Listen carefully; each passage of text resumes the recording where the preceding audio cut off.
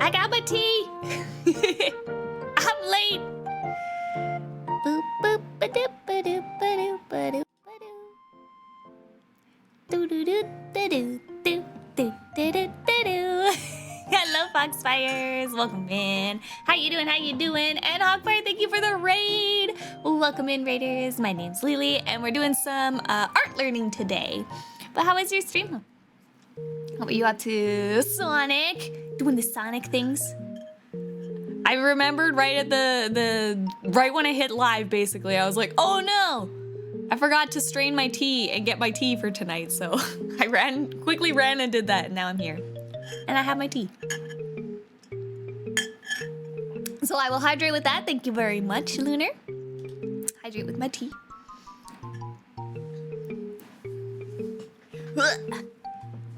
Settle in. Oh no, wait. No, I got my drawing glove. We're good, we're good. Hello to Rox, hello Gigi, hello Seven, hello Lunar, hello Blaze, hello Grima, hello Hakbar, hello Spooter, hello Donut. Hello Donut, how are you doing? We're doing some art, and thank you Donut for the subby for 44 months. Welcome to the Demon Army to you. Thank you, thank you. All good, time to read, get comfy and lurk. Enjoy your lurk, of course, Hakbar. Get real comfy. Oh no, got a bit frustrated. Well then, it's time for you to relax a little. Don't worry, it'll be like the, what do we call it? It's like the, sleep difference. Sometimes you get like frustrated in a game and then you sleep on it and then you get it the first try next time. It's called sleep diff. Sleep diff. It's a sleep difference. Hopefully it'll go well for you. And also Blaze, thank you for the tier 3 Demon General subby for 29. No, I was like, that's not right. 42 months. I read the wrong number. It's the 29-month streak. 42 months, Blaze. Thank you. 3.5 years. I appreciate it. Thank you for being here and being a wonderful part of the community, Blaze. Hello, Hamp. Welcome in with Tiny Hand. Definitely will need to sleep diff. I believe in it. You're gonna get it. First try. First try, first try. Well, welcome on in. We are gonna be doing some art practice again today. I did not get in as much practice as I would have hoped to this week, because again, I was just really busy after coming back from the con and getting caught up on a bunch of stuff. But I did finish my homework.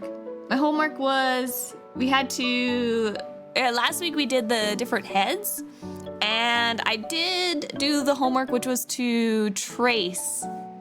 I think this is all for the next, yeah. Did I save it? Oh, this is all hair stuff. Ah, Blaze! Thank you so much for 1,000 biddies, what the heck? Thank you, happy birthday too. Yes, it is technically my birthday today. It is. But we're gonna be doing our birthday celebration on Sunday. Because I was like, well, I don't wanna interrupt the flow and I want it to be like a longer stream. So I like to do the longer streams like on the weekend because I think people generally have more time on the weekends. So yeah, we're gonna do it on Sunday. So today will still be studying, but it is a special study day because it is my birthday today. Happy birthday, thank you! And Chonkin. Oh wait, is your birthday tomorrow, Kel? Happy early birthday to you then. May babies, best babies. I'm not biased. Not biased at all. Here, let me actually see. Hold on, where's my homework? I'll just open it up this way.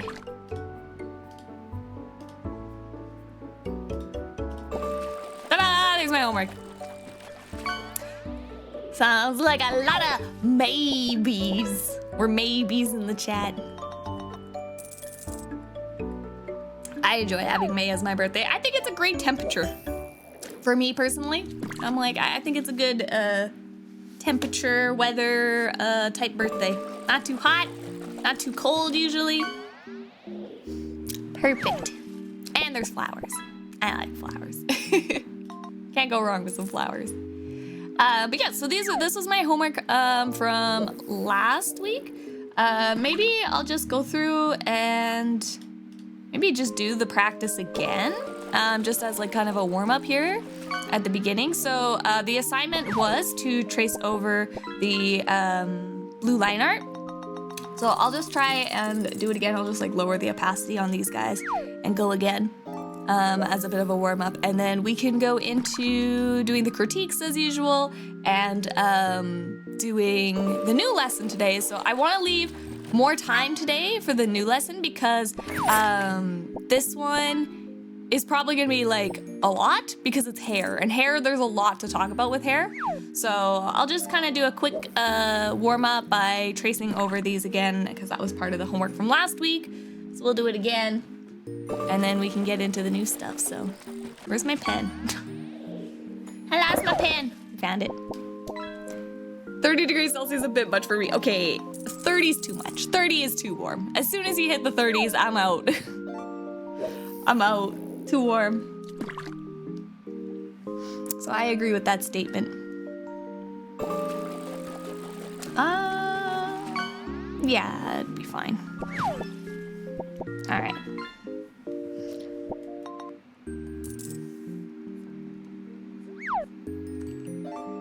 I was gonna say too, Blaze, you're doing so good with your studies.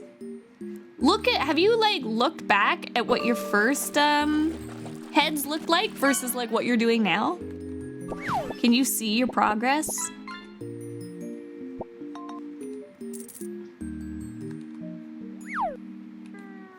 I know like I could see my progress too. You can't see your progress? Really? You're doing good.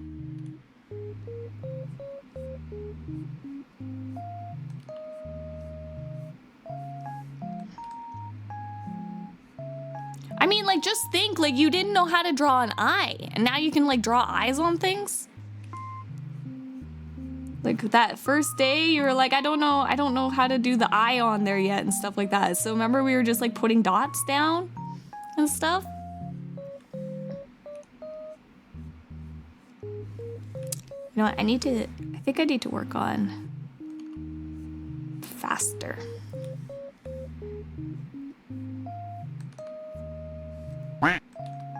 Quack! Hello, Pepe. Happy birthday! Thank you. Oh, not yet. As in, you haven't looked at the first heads for comparison. Yeah, you should definitely go back and look at some of your first heads, because that helps like keep your motivation going when you can see difference in progress that you're making, right?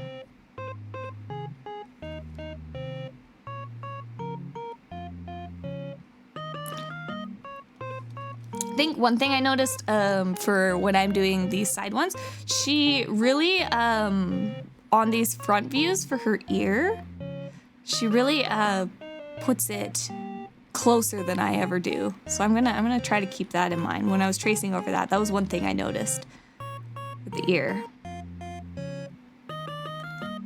And I think I like it. So I'm gonna keep that one in the back of my brain.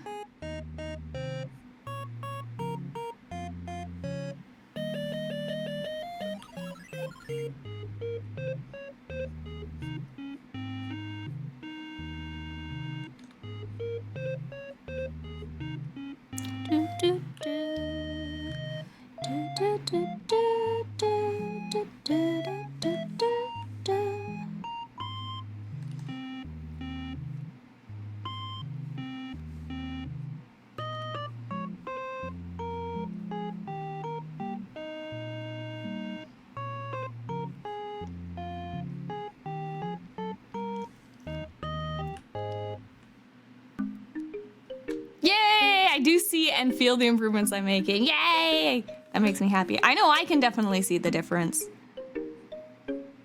I don't know if any of you out there have, if you're following along through the courses, if you've looked back at some of your previous work and stuff. I can feel the difference that it's making, which is nice.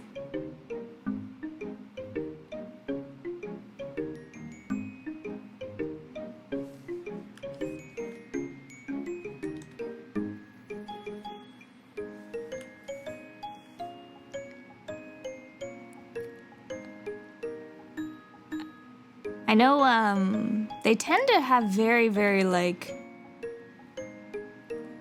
light style, I guess, in the pen styles, which I always really appreciate.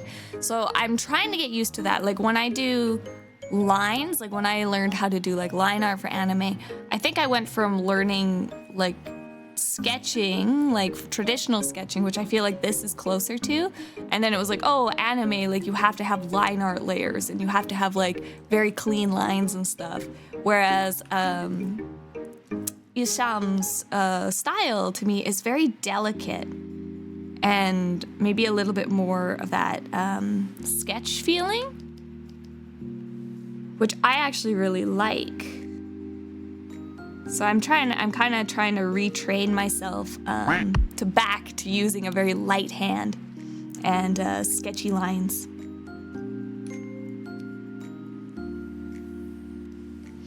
Happy birthday! Thank you, Run of Bad Luck. How are you doing? Thank you for the birthday bump. Is that what it's called? Birthday bumps?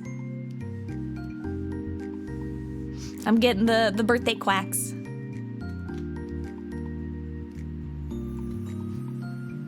Oh, I forgot the eyelashes. Oops.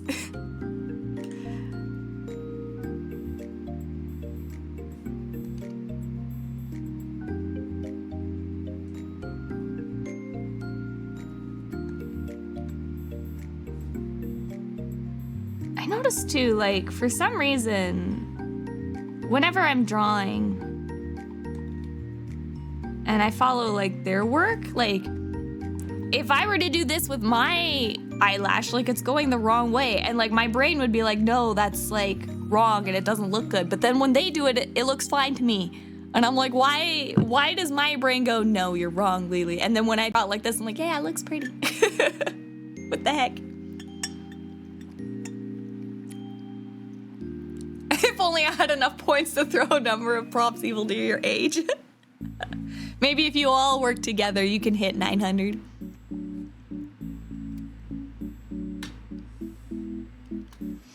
Throw all your points together.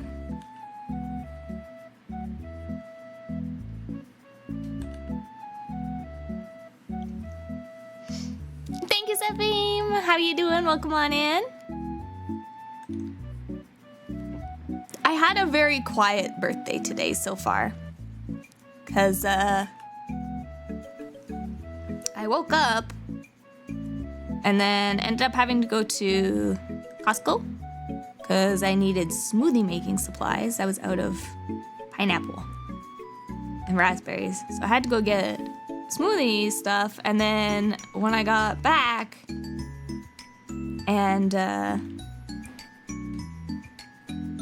wasn't feeling very good. My tummy was a little wonky and I just didn't feel very good. So I lied down for a nap, which you guys know me, I don't nap. I don't like napping, and usually I'm not. I always feel sicker when I wake up from a nap. But I had a nap today, and nap actually I think helped. I woke up and I felt better. But now I'm just kind of like in that lazy daisy mood. Which I think is okay for your birthday. I think it's okay to have a lazy day. If you like lazy days, which I do.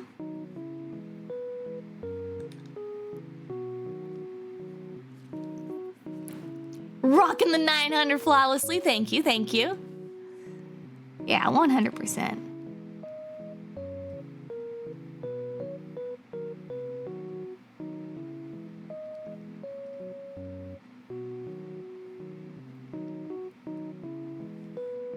Maybe my brain was like, if we make her sick, then she'll not do anything today and actually relax.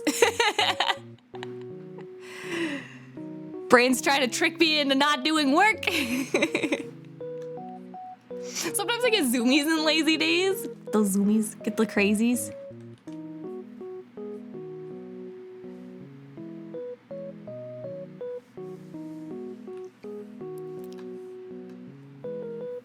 I need about 10 years of lazy days right now. I'm tired. Look, the lazy days, I'm guilty of this. But they don't come unless you make them yourself. You gotta make time for the lazy days. And I feel like I'm starting to do that. I think I'm starting to learn, even though, like, even if I don't sleep, just like sit there and try not to feel guilty about not doing anything. Which just makes me feel bad because, like, I want to do things like, oh, I should be planning for, you know, birthday stream or something. And then I feel guilty, like,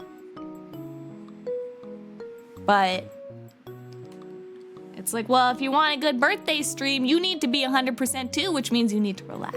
And I'm trying to get better at telling myself that stuff. You know? I know, being lazy comes naturally to me.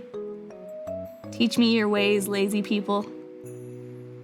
If you're a lazy person in the chat, tell me your ways. How does it come so naturally? I think we talked about that before. We're like, oh, the reason why some people might like rain is because it just gives them an excuse to not be productive. And I'm like, wow, I feel attacked. I think some of you guys were like, is that why I like rain? Hold up, is that why I like rain? I am the epitome of lazy? Gigi, tell me, what is your secret?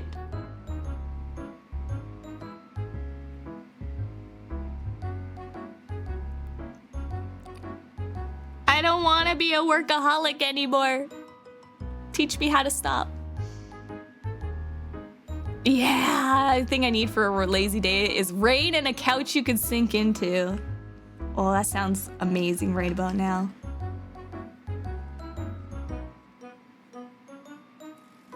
I've learned that I am like a bird though.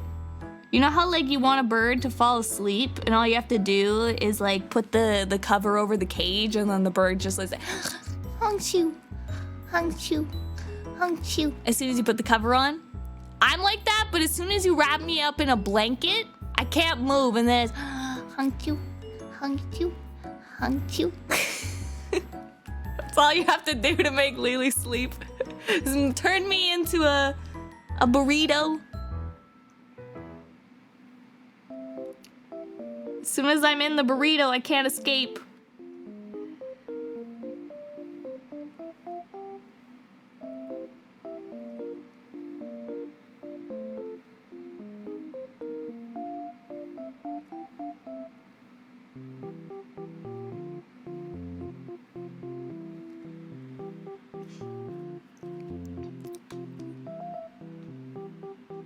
Get a nice recliner, a nice blanket to throw over, and just sit there. You gotta get the tucks though, wrap me up. Like, there's like a blanket is one thing, but if I get like trapped like a burrito, like you tuck the blankets all around me and I can't move, I just go into like hibernation mode.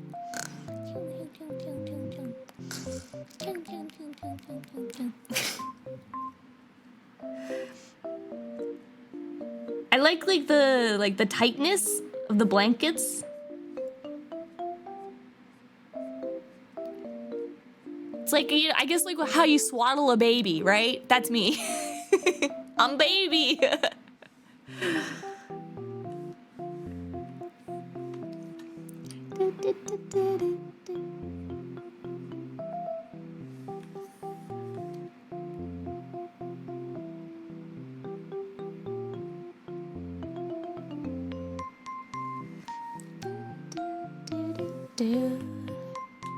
You look at the thing and say no, and then game for 14 hours.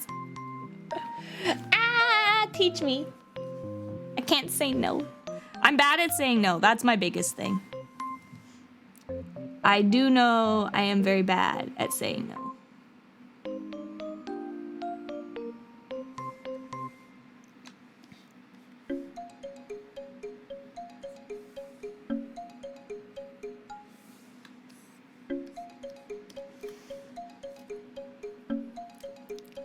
Permission link, what I would feel would be the perfect recliner. Of course, Gigi or Blaze, if you could get the link perms, that'd be great.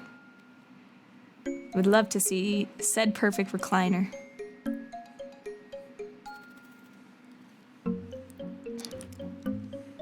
My zoomies can sometimes kick in when I'm asleep, and I literally end up kicking the frame of my bed by accident. Oh no, Cal. Bed zoomies.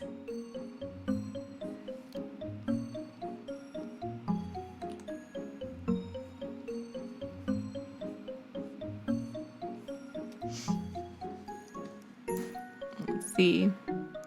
Yeah, exactly. Don't you do that with babies too when they're reasonably born, wrap them up? Yeah, I think it's called swaddling.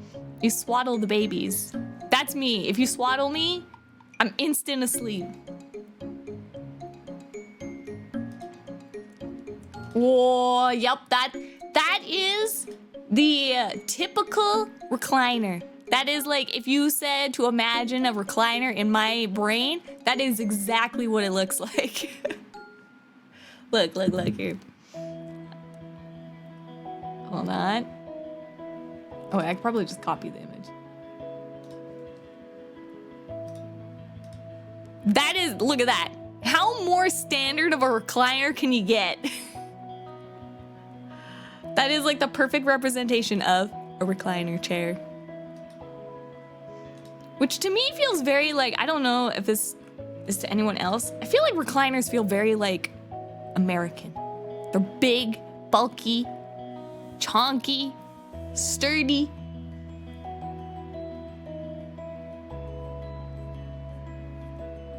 Are they an American invention?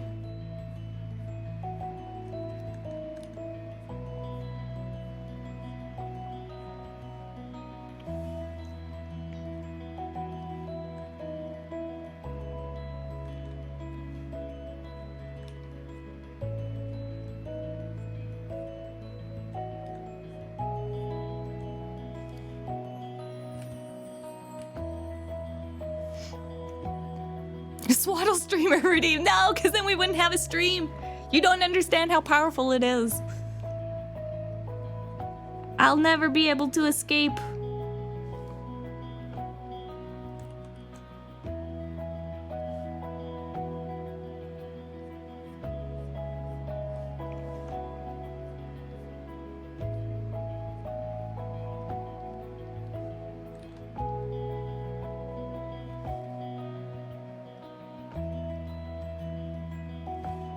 The ear is small. Bottom of the ear is large.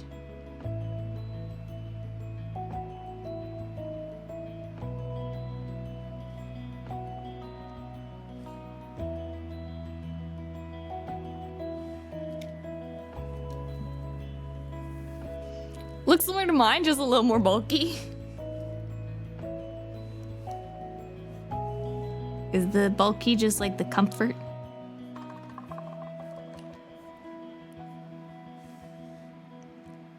Extra padding for extra lays. Takes up way too much space and only works for one person. Very much the American way. It's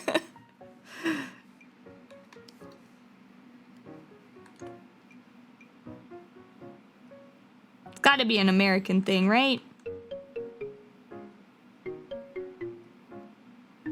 The recliner. Like recliners with a lot of bulk just feels like I'm sinking into a pile of pillows at times. Yeah, they are very comfy. I cannot deny they are very comfortable. It's like those big massage chairs too.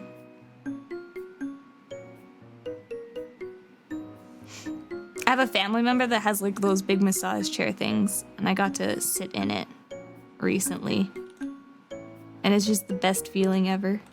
It's like the recliner, but it's like your whole body, and like you even put your hands into these slots, and then it does like massaging where it like puffs out air and squishes your hands. And it does like the feet. It's got like full body massage modes.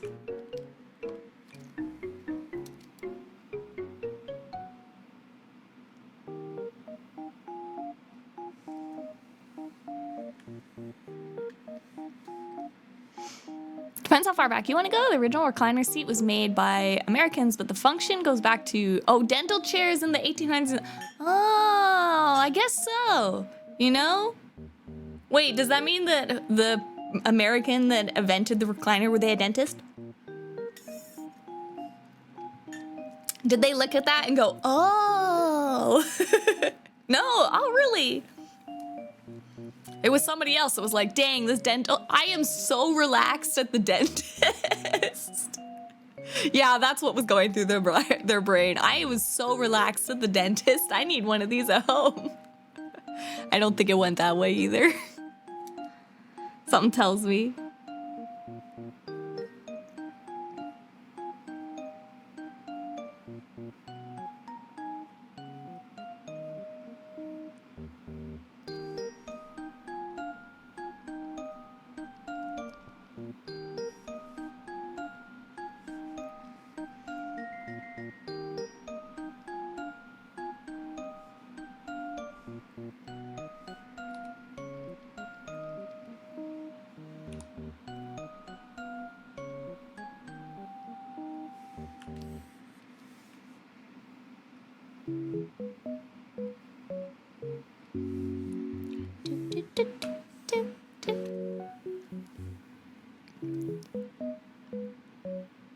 Oh, they founded the company Lazy Boy Figures. Oh. I know, like, the Lazy Boy, like, brand, I guess. I didn't realize, like, they were then, like, the first company? Or the first person that invented it? That's kind of cool. I didn't know that. I just know, like, it's, like, super popular brand, right? I didn't know they were the first inventors of the recliner. I guess it checks out, right?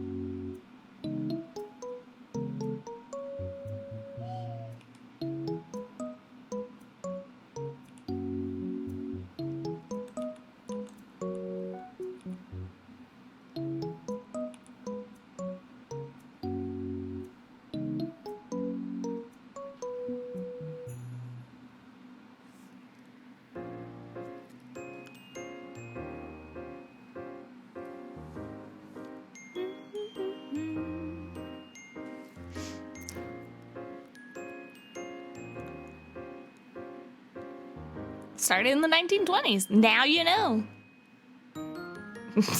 So relaxed, the dentist in the 1800s. I don't think anesthesia was invented.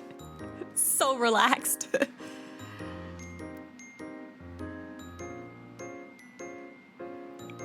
Dental office really have come a long way.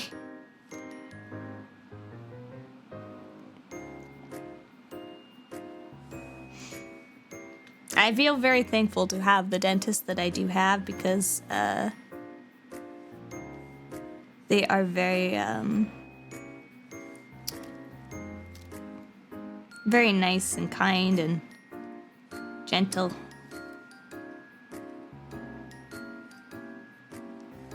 They are a very good office. As somebody who gets anxiety on those things really easily, they do a really good job. Which I feel like for dentists feels very rare, you know? I don't know if dental offices have just gotten better over the years, or if it's just because mine's really good.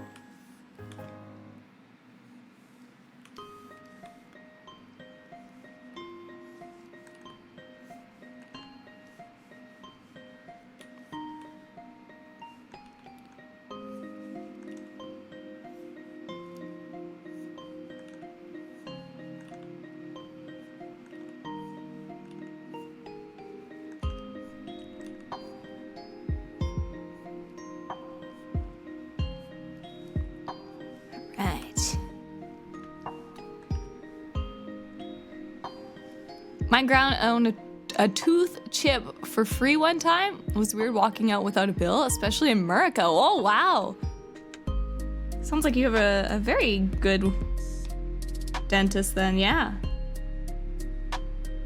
Like you said, especially for America, because I feel like you guys always get the scary side of things with the bills.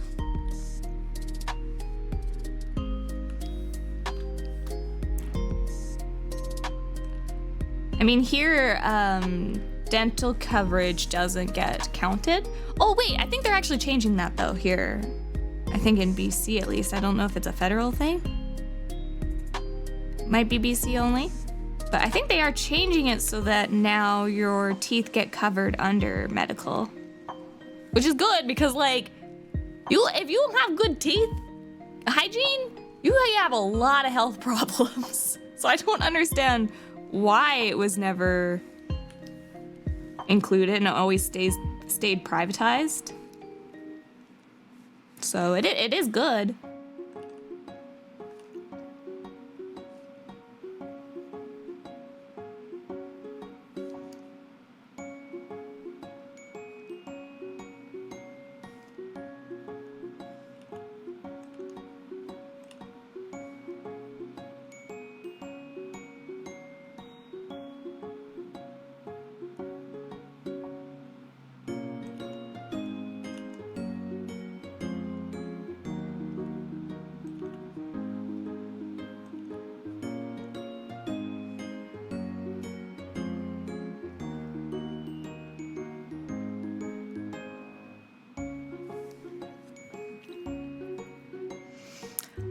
Home healthcare is always free, you just need the right stuff to fix the problem.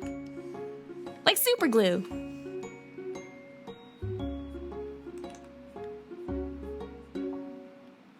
Don't need stitches, you just got super glue at home. Which, to be fair, they do use super glue in hospitals. Yeah, and duct tape. Okay, well, I don't know about the duct tape one.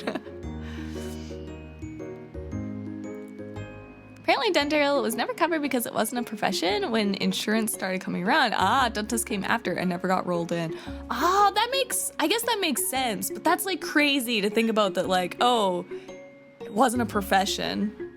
That's crazy.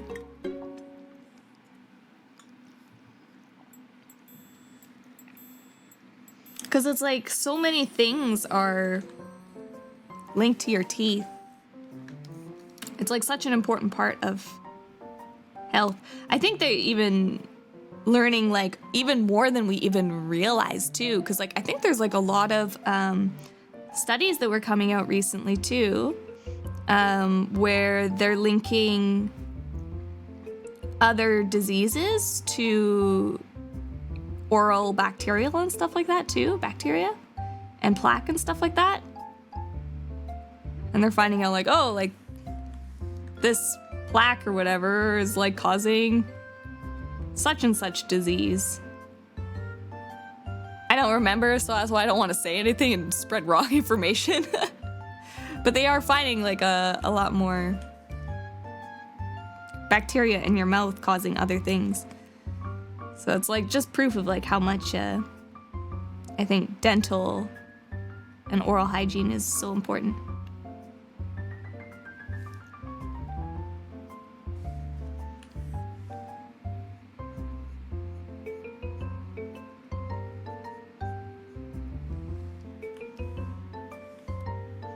Fair amount of employers still don't offer dental, but will give decent medical coverage. Yeah. So crazy. It's hopefully good that times are changing.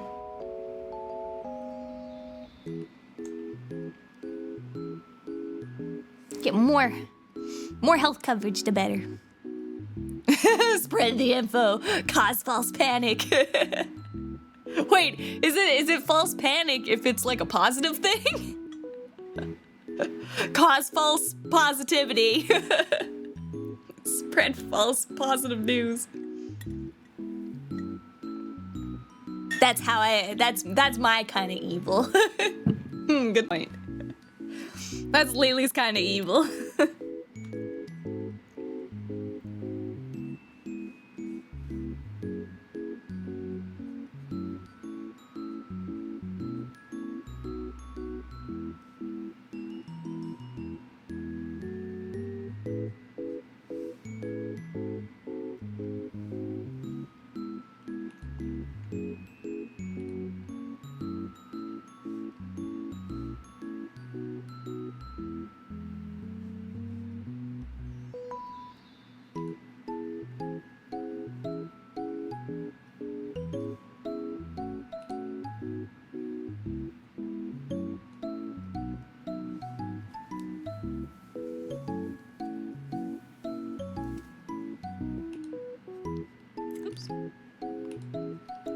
All right.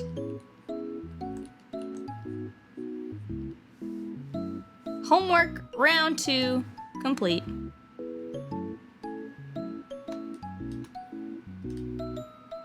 Oops.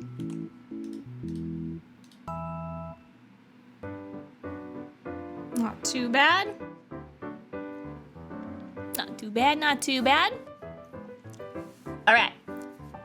Well, I will count that as just like some extra practice.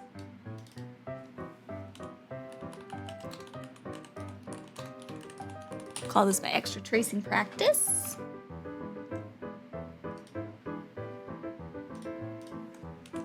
All right. And then Blaze, I guess we'll just pop right into the review. Like I said, we'll go a little bit quicker because I think the hair lesson is going to be longer today. So is there a page you want me to review or look at for you? Anything you want looked at? Or it's obviously open to anybody else as well too. I just know Blaze is always interested.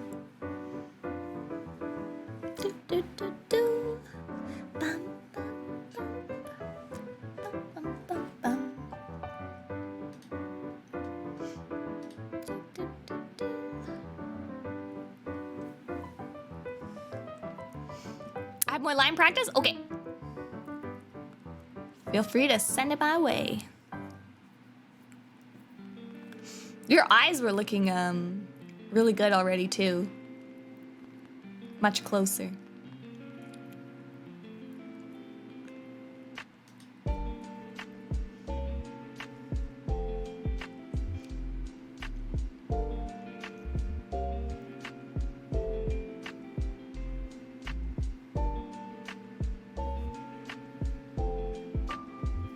Ooh, all right, all right. Let's see.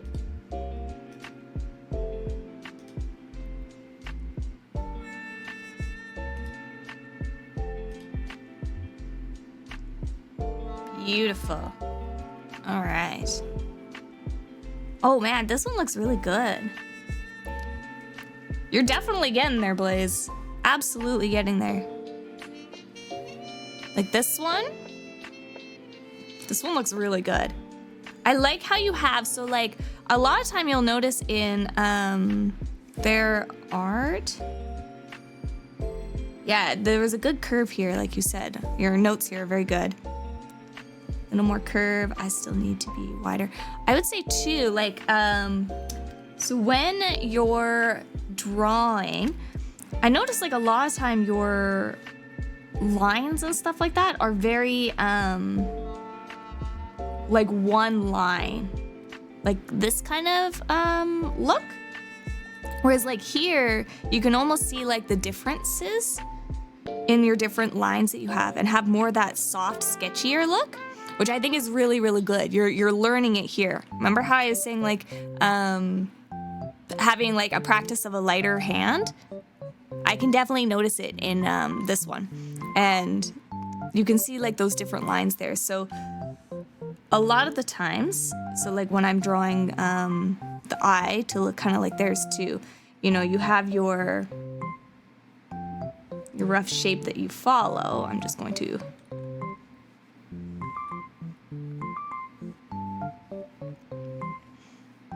you know, something like that we're gonna then turn down the opacity on. So when I'm falling over my guideline, I'll often like, maybe I'll do very light lines, something like these, you know, very light, maybe short lines that all connect together, and that will come with practice too, trying to get them to line up perfectly.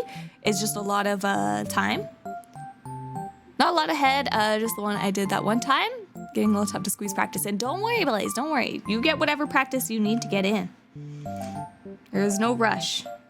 And then what I'll often do, like when I'm doing these top lines, so like I'll get one kind of layer in, and don't so much like worry if you aren't exactly in time, but like when you're doing your next layers over, add like the thickness, but feel free to leave like some space in there to make it look lighter and not as heavy on top. Like, see how these are very like filled in?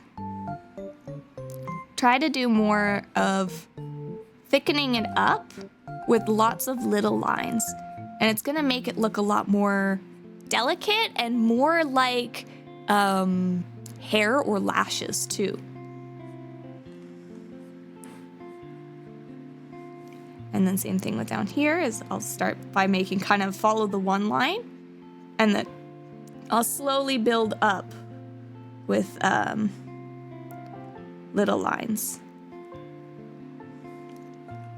And it'll just make that top line not feel as kind of heavy too. So that's kind of what I was talking about when I was saying like a lighter touch. And like you can go in and keep like adding small lines to make it darker and stuff. But I think that'll happen. And here, like I said, that's the feel right here is what I'm going for. And these, like that thin line on top is very, very good.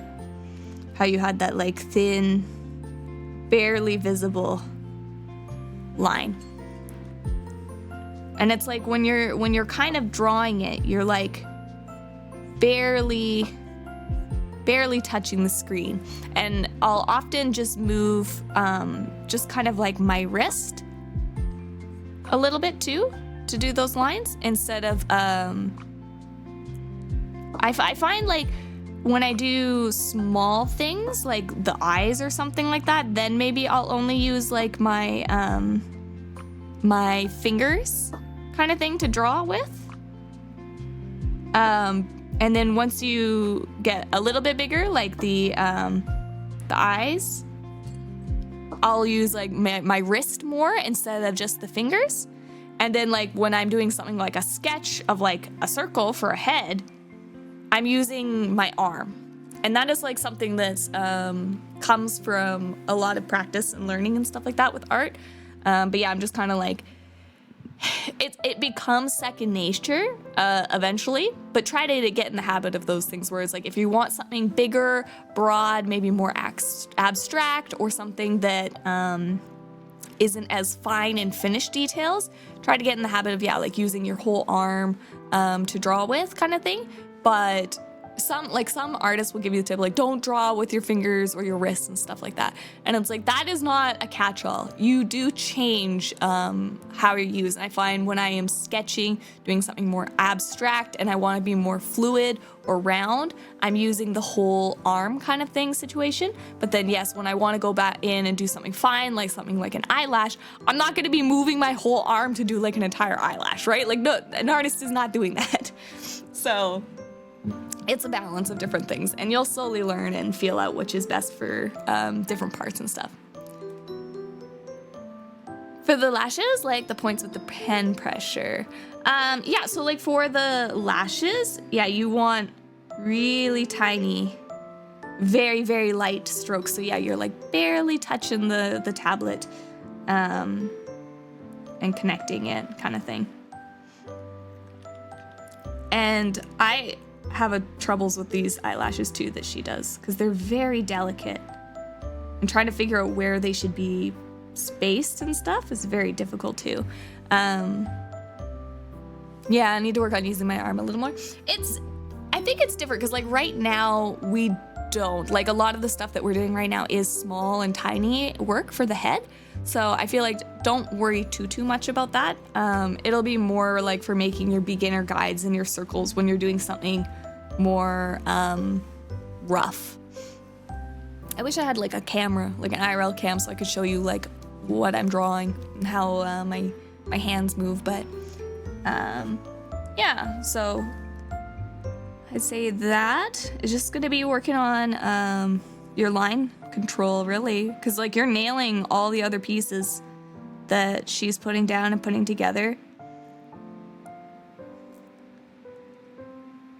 Yeah, you're doing good. I would say like for the eyes maybe too. In this example, she doesn't have it as much. It is a little bit more straightforward. But for the eyes, like don't be afraid to draw more of these lines in, right? to give them a little more weight at like the top and the bottoms and stuff like that. And then shading those areas in. So again, like using more sketchy motions. If I show here, whoop.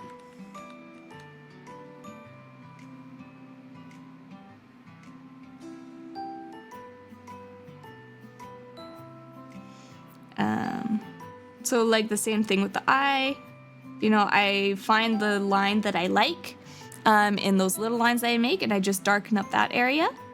And then I just start adding in,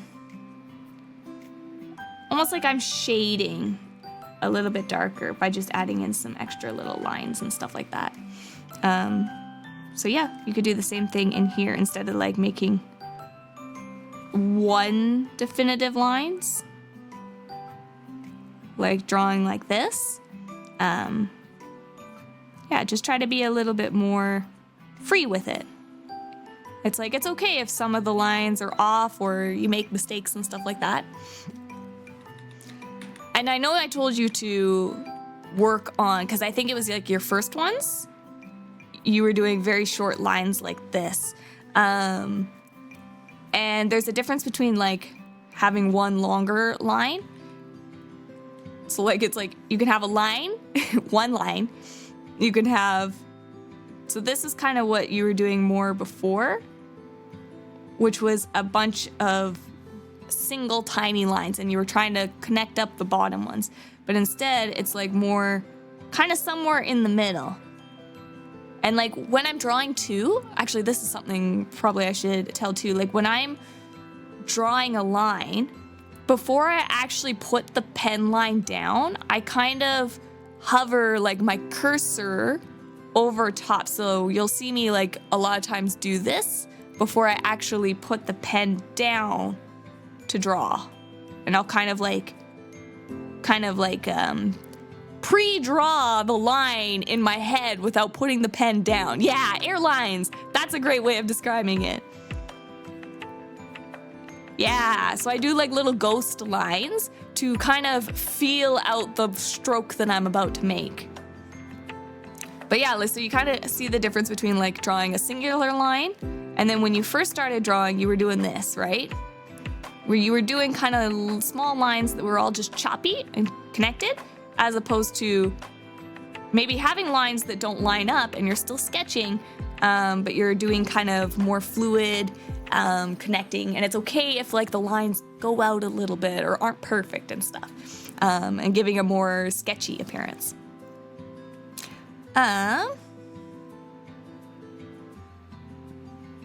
Yeah, I mean, you're doing great, Blaze. Like this is turning out really, really well. I really love how thin you got the lines right in here, right in there and back here with this thicker on top. That looks really good. Like you're getting a good dynamic in your pen lines. So the practice is working for sure. Keep it up. Keep it up. And same thing, like you could add shades by even just like dotting. Like if you want something to be darker, you don't have to like fill it in. You can just like add a little bit of color by just like kind of dotting some darkerness in. Like you don't need to draw full lines. You can just kind of add little bits and pieces to add more dynamicist to your lines. Because I think that's probably what you're mostly missing right now. Because everything else is your eyes are looking anatomically pretty good, you know? Not a whole lot needs to be worked on. So, yeah. I think you're doing great, Blaze. Sorry if this wasn't very helpful to you for this time, but I think it's just gonna keep coming down to your line control right now, so. Which, it takes time. That one takes time. I don't think I need to send you this page because there's not really any adjustments that I made it to them at all. So I don't think you need me to post that one.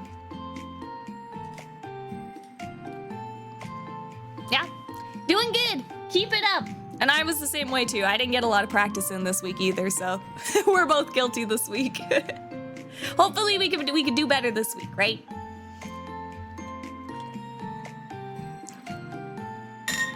All right. So, as for learning, this week we have hair, the magical world of hair. Yay! Hopefully our models are not going to be bald anymore. So let's just steal ahead, because we're going to need a bald model to put hair onto.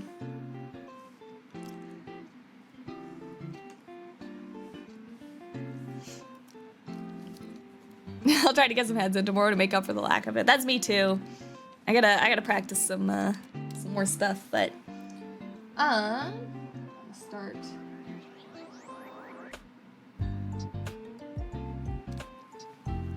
All right.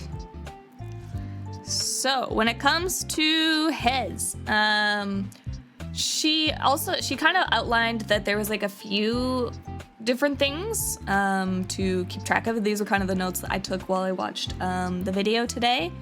But she mentioned to keep in mind that the head, a head is a sphere.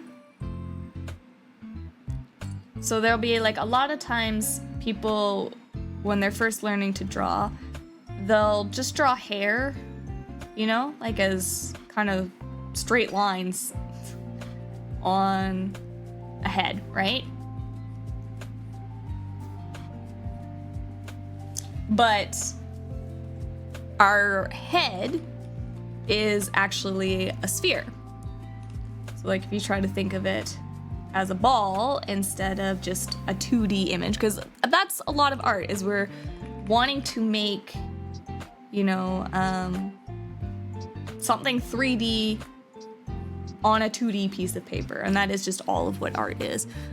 So we try to think of like the head as a simple sphere, and if you were to like look at the sphere, your hair and stuff is going to follow much more like of the curves on a ball, right? So you want to remember like your lines when you're drawing hair are not going to be like straight up and down. A lot of times they're going to be curved lines because we're on top of that ball. So that's kind of like the first thing she mentions. The second thing is she says that she always divides her hair into 3 parts, which is the front, the side, and the back. So the front being your bangs, right? And she did them color-coded to red, green, and black, just for ease of seeing, right? So we have red bangs, we have green sides, and then we have like a blue back of the hair, right?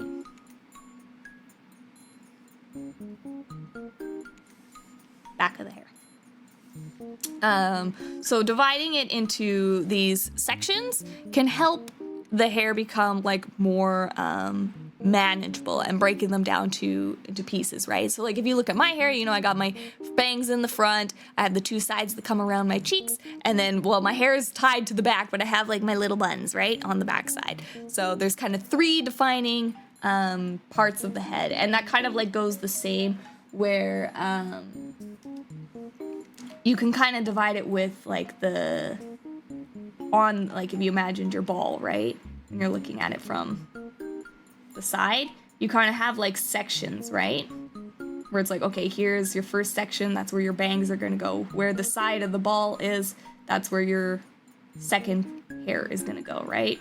And then like versus the back of the head, you're going to have the back of the head come around.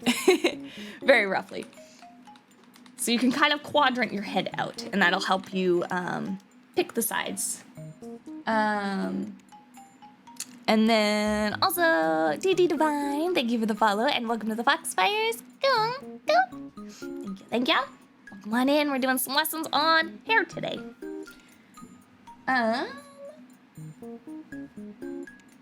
Yes, and then she goes on to explain that novices a lot of the time too, when they first start drawing art, when they're doing hair.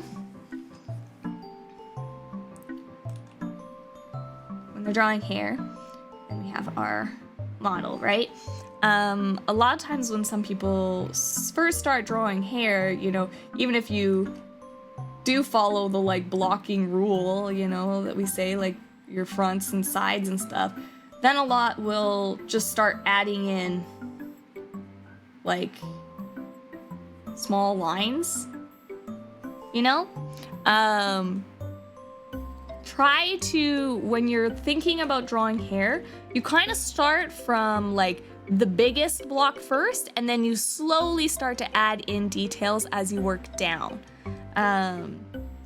So like you will kind of draw out like the first bang as like a big chunk, right? And then you'll go in and start adding like, okay, I'll have, you know, cut this into 3 sections now. Let me zoom in a little bit. Cut it into like 3 sections, and then like, oh, let's break up this area. And let's add like a little bit more threads and hairs and stuff like that. And you start to kind of work your way down the hierarchy. So you start with the big representation, and then you start, you know, making finer adjustments to the hair and stuff like that, right? So start big and then work small, instead of like, you know, trying to add every single little piece of hair, starting from like the top of the head all the way down to the end. Yeah. And then her last tip here was, oh yes, when you're drawing hair too, hair will always come from a certain part of the head. So when you have your head, right, you'll pick kind of where you want the hair to come out from, right? So for example, we have our head here, right? And we pick that we want just the hair to come from the middle of the head. You know, they have bangs or something coming right from the middle. Your hairs are gonna start, like you're not gonna be doing this, right? Because all these hairs are coming from different parts of where the head is. That's not how hair kind of grows. Hair kind of comes from a central point, and then it follows and flows down, right? Something like this, right? Or the same way, like, if you had another head, right? And you have, say, like, a side part. You know, that one started in the middle, but, you know, you might have your hair to the side. You know? And your hair is going to be moved that way, so you're going to end up having, like, your side part, right? If you were to connect these. Very horribly drawn, whereas, like, this is more, you know, straight bangs. Right? So even though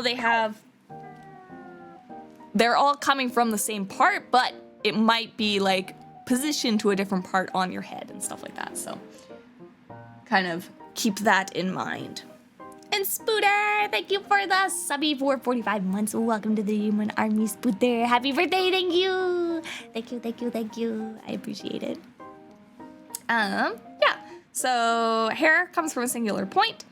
And then they also bring up to try to remember that hair is almost like, remember how we talked about teeth and how we can look at teeth as like a ribbon?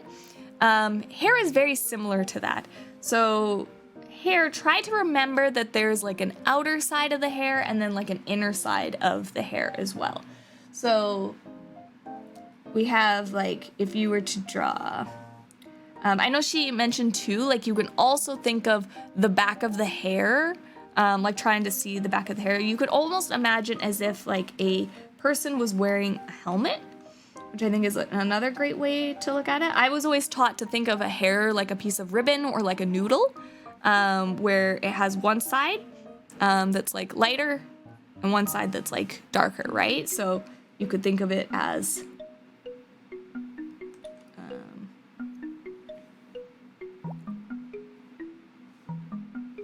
something like that, right?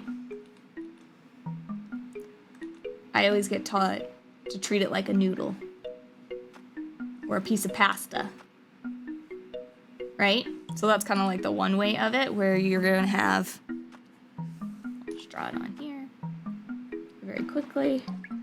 You're gonna have one lighter side, and then this is going to come around to the outside, and then this part is gonna be the inside of that piece of ribbon or that piece of pasta. So I will draw it darker, so you kind of get the idea, right? Hopefully that kind of like makes sense a little bit. So like if it fell down and then this inner piece, you know, gets shown. And then, like if they were looking to, they're looking to this side, right? That's a bad ear, but you get the idea. The hair is kind of, you treat it like a three-dimensional object or like a piece of ribbon or pasta. Or they said to kind of think of it like a helmet as well. Hello, Nano. Hello, Nico. Welcome in. Hope you're doing well. So like if you were to think of it like a helmet, you know, like if you were wearing a helmet on your head,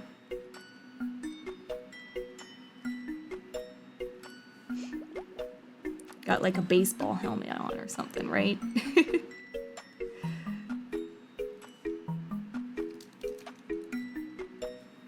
You can kind of treat hair on top of your head as if it were like a helmet. So again, you know, these are all areas you're gonna see the outside, of.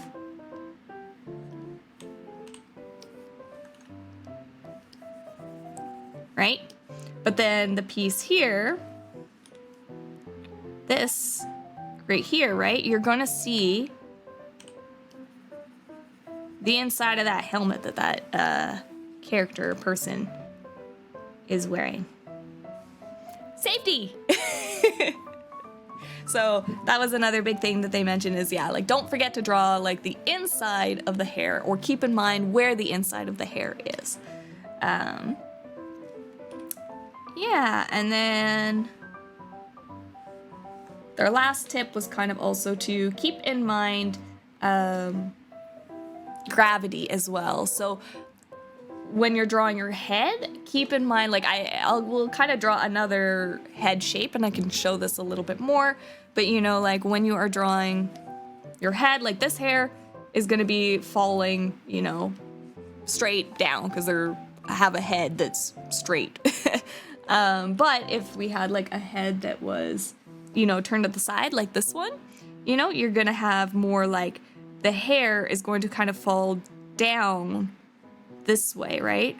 From the gravity of the head being tilted and pulled back, right?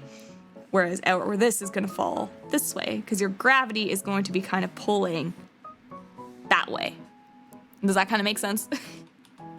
Instead of like drawing it like this, you know, her hair is not going to go that direction unless it is stiff like with, what is it called, hairspray, right? It's gonna be very weird and awkward. So you're gonna want to try to remember the way that gravity will kind of fall and where the center of gravity is for the hair. And sometimes maybe you're drawing something in motion or something. The gravity of the situation, exactly.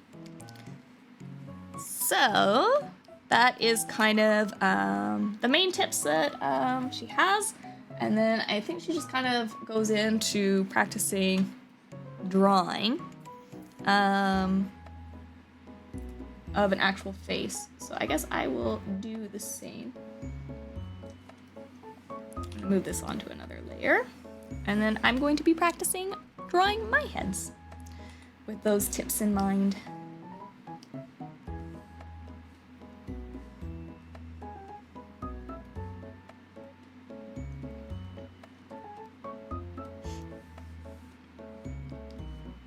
All right.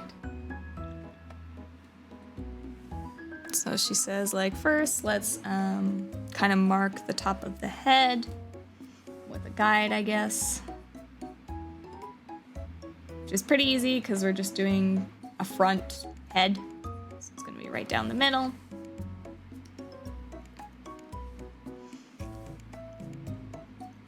And then we're going to kind of want the bangs probably to fall down to about where the eyes is. I got poked by my hair again. You what? Oh, I totally forgot the hair lesson. Did I not post it? There is. Let me grab the hair lesson. Also, feel free to just grab a head that we have already done and stuff too, Blaze. Don't see it. I am so sorry. I forgot to upload the hair lesson today. Let me get it. I have it. I just need to upload it. I apologize. I try to get those up ahead of time too so that you guys are prepared for the lesson.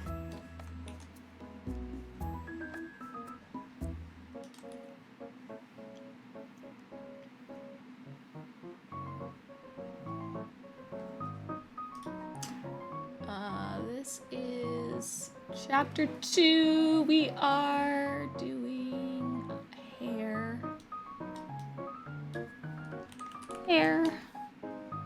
I will pin it as well. Upload file.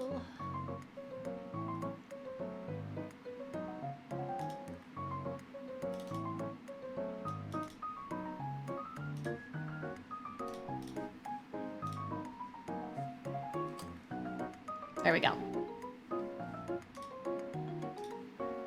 There you are, Blaze. The hair material is now uploaded. And for anybody else, of course, too, who wants to follow along.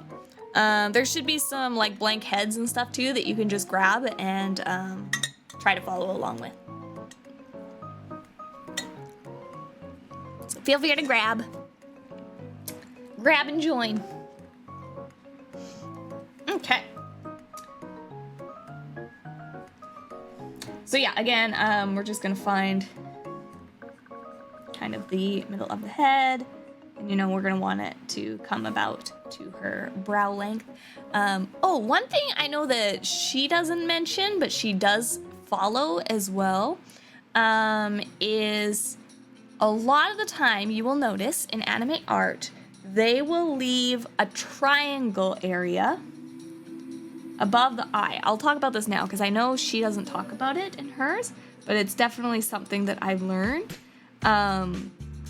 So this area here, you'll often see not have hair go over top of it. So you can even look at my model as an example, right? So this is kind of like a cute zone, you know? It makes the character look more cute and appealing for whatever reason. I don't know if it's so that you can see eyebrows and stuff in anime art, but it is definitely a more modern trend to always leave these swoops or these triangles right above where the kind of pupil of the eye is. So yeah, try to keep that in mind. Not to get ahead of yourself. Thanks, Nico. So yeah, I know she doesn't talk about that in hers, but it is something that she does, and it was something that I learned from another artist. I think it was Naoki-san that kind of taught me about that one, and it was something I was like, oh yeah, I did notice it in a lot of like more modern artworks that every artist does it. And you know, of course, there is exceptions to the style and to the rule and stuff like that, but in general, most anime art will do that little V area shape. So yeah. And then I'm going to use red, and we're gonna start sectioning out some areas for. So we're gonna say the top of the head here is our start, and we're gonna try to make some bigger bang sections.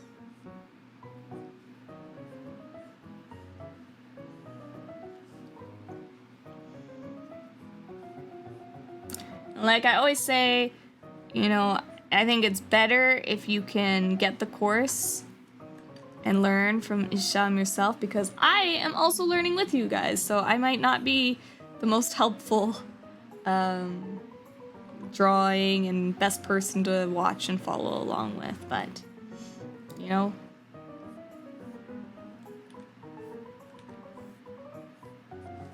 I will do my best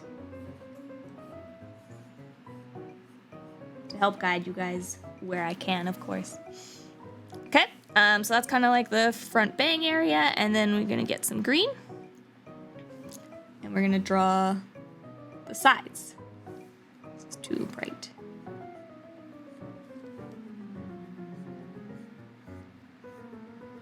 And she always tends to leave like a couple of centimeters, you know, around the frame of the face.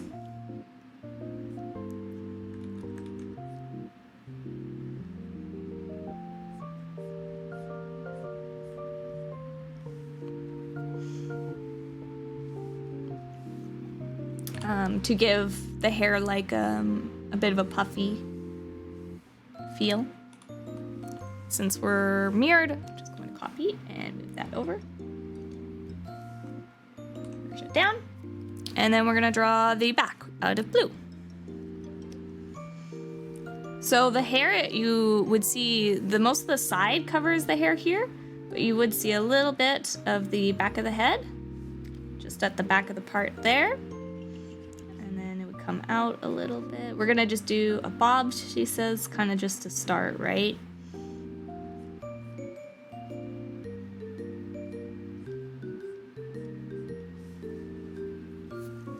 Same thing.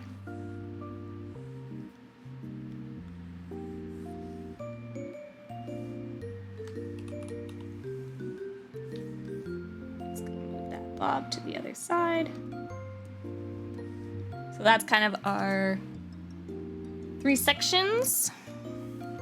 And then she colors them too, which I'm gonna do because it's very nice to see kind of the different sections.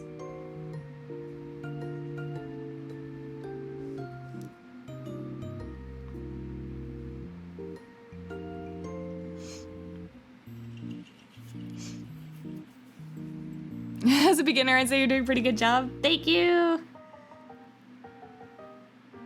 I'm glad it's helpful. Because again, like, I'm learning too with you guys. So I'm like, I don't know how much I could teach.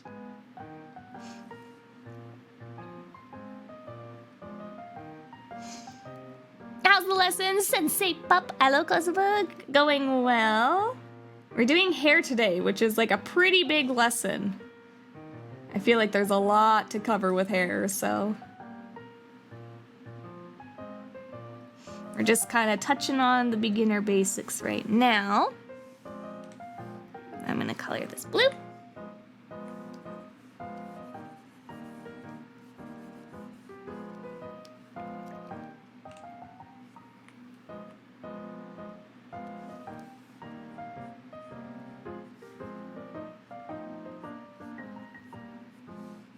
Look, as long as it's useful for one person, I'm happy to help teach, because I enjoy helping and teaching, so I can see in the notes for good reason. Thank you. Yeah, those are the notes that I just take. Like I said, since I'm doing this course too, I take these notes for me, and then if they benefit anybody else, I'm happy. I had a friend that could do some crazy bodies. He had very good anatomy, but he had such problems with hair. Hair is a tricky one for sure. Hair can be very tricky. I really like hair. Like for me, I have more troubles with anatomy. I'm like opposite of this. I really enjoy drawing hair, but I have struggles when it comes to more like anatomy and proportioning. So every artist has their strengths and hiccups too.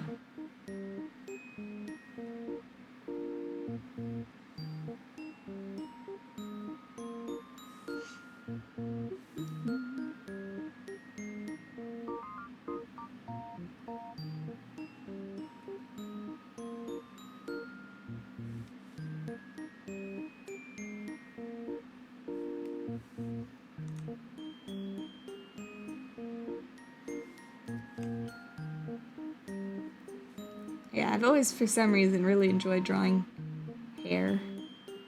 I feel like it's just so flowy and fun and freeing. It's always my favorite part when I get to it to draw.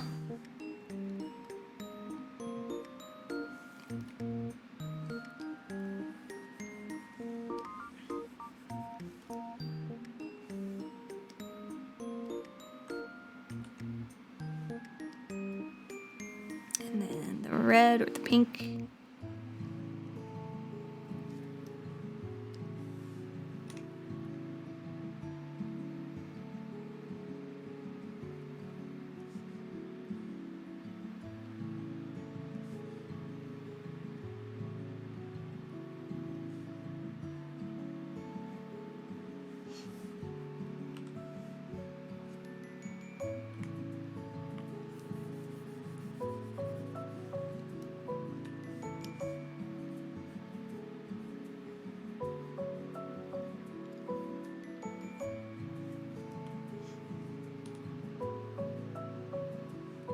There you go.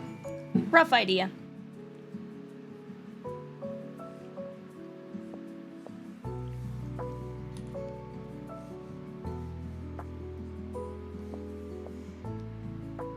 So there are our front, sides, and back.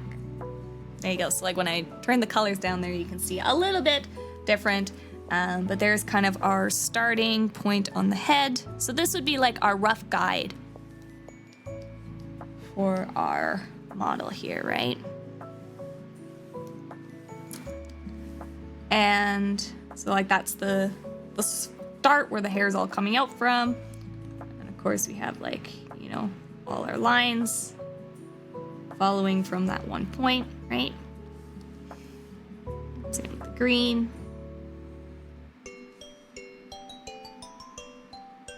And of course the blue comes back this way, right?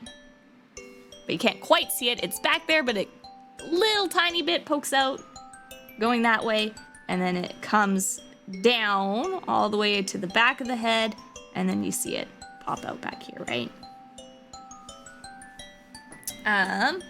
Another thing too that I don't think they mention, but it's kind of a stylistic choice that artists will do too a lot of the time. This back of the hair is becoming quite popular and trendy, I guess. It's like a trend.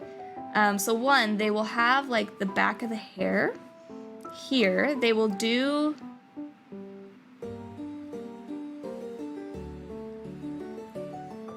so we're gonna say like this is the outer hair that you see. Remember how we said look at it like a noodle? So this outer hair, typically you would have the back or inner parts of the hair be darker, right? And you can draw it that way. Here, let's draw it that way kind of first just to see it. How it would typically be drawn. And then I'll show the trendy way.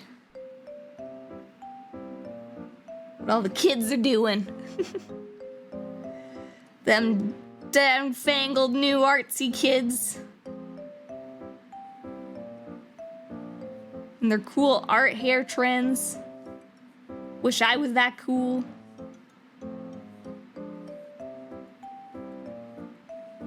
And I mean, some people still draw this way. So to show the three-dimensionality, right? So this hair at the back is like the inside of this noodle, right? So it's going to be darker. So we pick like a darker blue. And we color just that inner part, right? Oops, technically it'd be here too.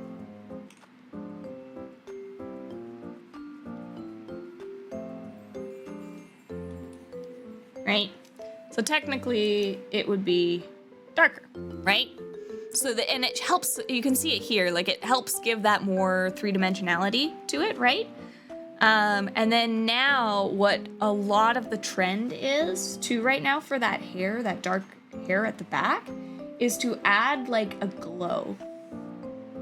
So this is, we'll get a little bit more into other things, but they'll take like a color, like a light teal or something like that, and they'll put an airbrush on and then add this kind of glow here.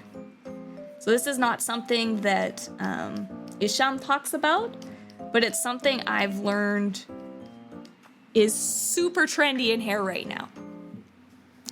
They'll add this back glow. So you can still do like the darker thing with the ribbon because it'll still show the dimensionality in the art piece. But yeah, a lot of times now artists are adding this back glow or color into the back of the hair. So if you look at art nowadays, keep an eye out for it and you'll notice it. It does look really good. I have to admit, I'm a sucker for it. I love it. I love the look of it. But yeah, it's just kind of a trend and like, you know, one of those things again where it's like, if you like that as part of your art style, add it to your art kind of thing. If you don't like it, don't add it. And you know, if you keep doing that with a bunch of different things, that's how you end up falling into your own art style as an artist, right? You pick up the things you like and you discard the ones that you don't. And then eventually you have your art style.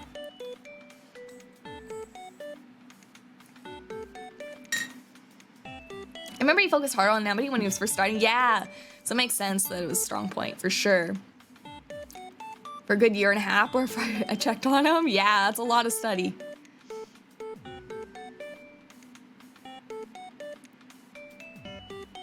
I try to do the exact opposite, like give it shadow of the head. Yeah. So it's kind of like mixing the two, and I don't know how this glow trend started to happen, but it does look really good. So I typically like to add it to my arts, but yeah. And then I think that is pretty much kind of like the rough. So that's kind of how you would start. You know, you got your bangs, your side hair, and your back hair, your 3 sections. And then I just added the extra dark area to show the outside of the hair to give it a little bit more 3-dimensionality, and then adding a glow on top of that. So let me just layer this as a head, and then I'm gonna add it.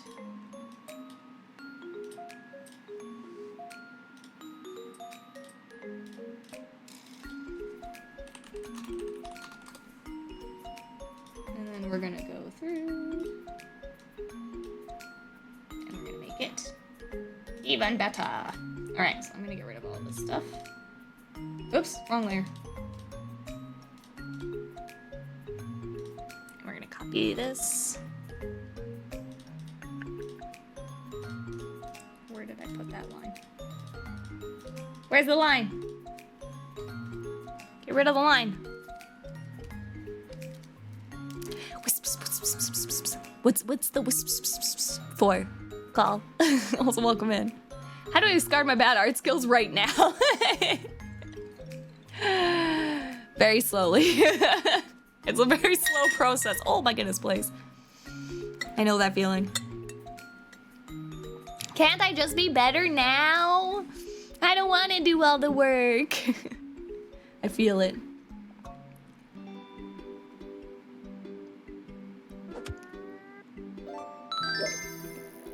Neon hair, glowing hair. Hello, Soul Oz, thank you. Thank you for the subby for 2 years. Happy 2 years, Oz. It is your subby birthday and my birthday in one. Happy 2 years, Oz, and welcome to the Demon Army, of course. Thank you, thank you. Are all of our names red? Tell me about it. Coloso Book, you're like me. I read names in colors. Thanks, Coloso Book. I read names in colors too. So if I mistake you for someone else, it's probably because you have the same color. I do it quite frequently. All right, so I'm gonna move this head over here, and we're gonna copy it again. I'm gonna move it over so we can kind of see the process. And we're gonna just take our guide layers put them in an extra folder, and then just lower the opacity on that folder. And then we're gonna add some more details. I also need to turn a light on. Hold on.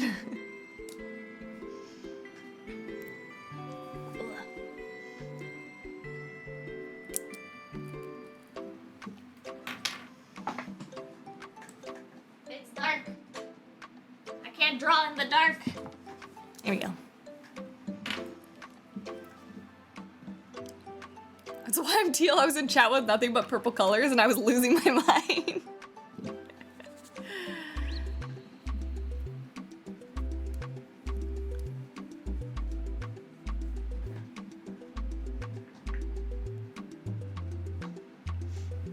All right.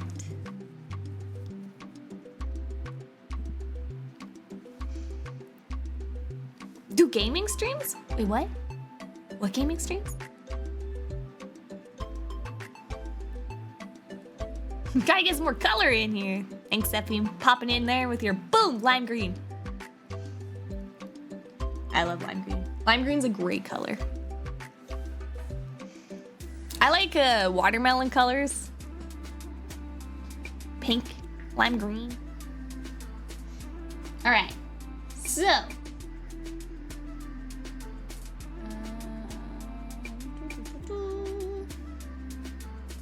just want to make sure that I'm kind of like following. Again, I'm just kind of like following along with the video and trying to learn from it. Right now in the video, she's actually just talking about making the back and sides different.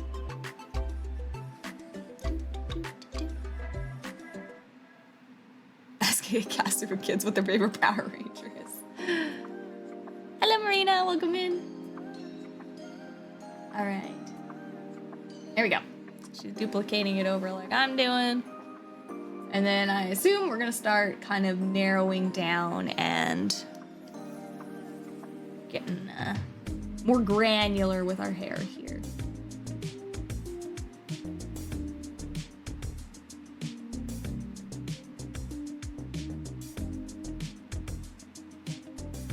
Yeah, she gives the caveat too of like, everybody kind of also draws hair differently. So it's finding your own style and stuff. Again, they're like, I'm running this course, so I'm gonna draw it the way that I like. But you know, you can go and look and find other artists and what they do and look up what they're doing and stuff like that to see what you like.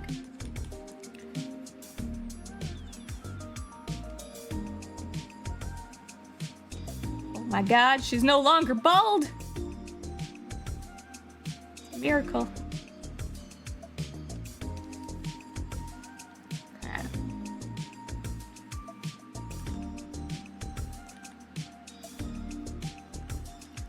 So yeah, she says like we're basically just gonna start drawing lines.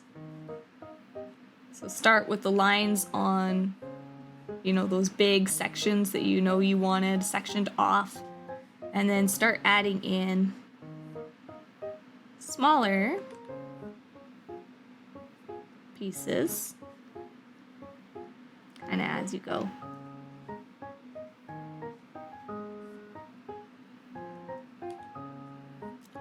And just start becoming more and more granular, more and more detailed and stuff.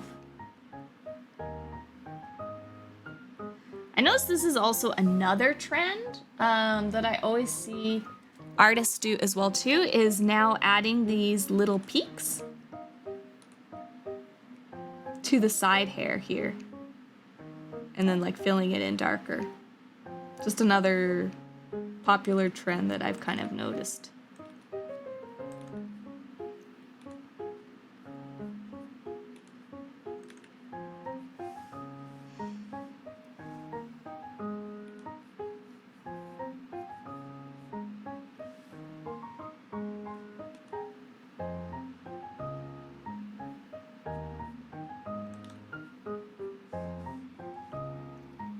And then, yeah, you're just kind of like,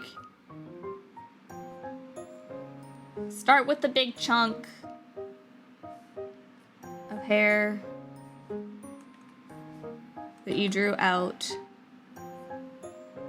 And then add just kind of some random strands in there that you like and think look good.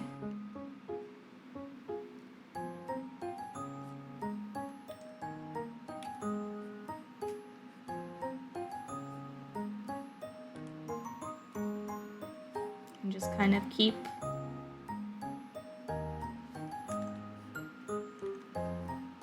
adding more and more.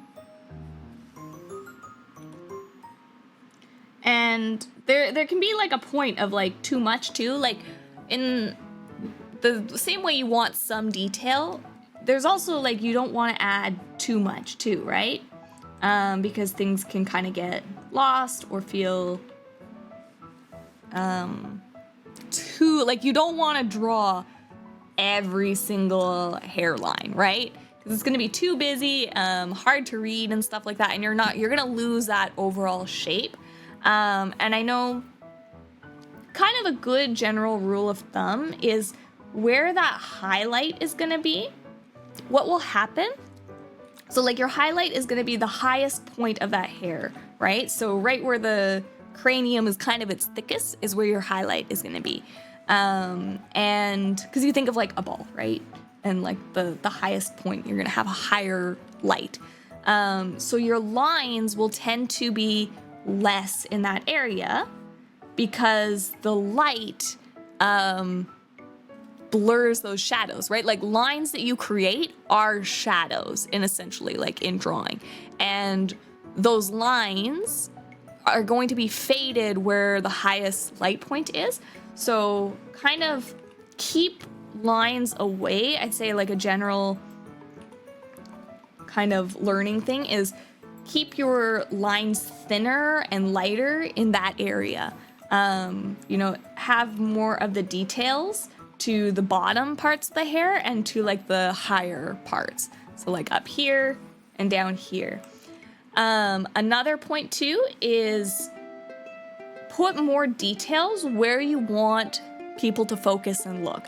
So having a lot of hair and lines and details and stuff closer to the eyes is what a lot of people typically do because it'll draw your eye to looking at it. And it's like, yeah, you want to look at the eyes and the face and make it look cute and stuff like that, right? So a lot more details will go in those beginning areas or the bangs and stuff like that, right? Because your eye's going to be more attracted to it. No more bald, what? I know, right? We've been living with bald for so long. I'm actually going to change out my piece here. Add a little extra piece. And like, that's part of art too. Like, if you don't like something, add on to it, change it up. Like, you don't have to stick exactly to your guide. If you're like, oh, this looks or feels better, do that.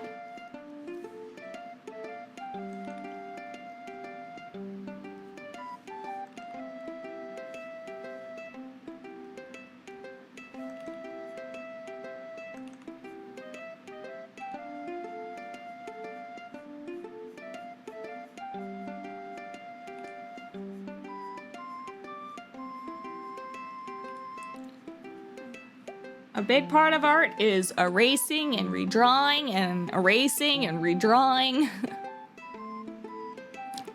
Yeah, figure out the light source from a start. So there's also a difference in lighting a piece and then the initial lighting. So all art, to some degree, will have lighting that is top down to start. So this was kind of something that I kind of would always get confused with too, was like some aspects of lighting. So because we live on Earth and the sun is in the sky, there's always going to be a top kind of down lighting to some degree.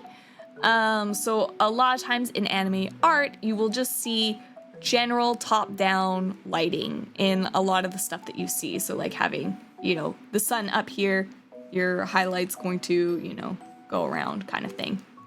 And you're going to have shadows under the chin and stuff like that, right? And then there is also lighting a piece with environmental light. And we'll get into this. I think she talks more about this later on when we get to shadowing and shading and stuff like that.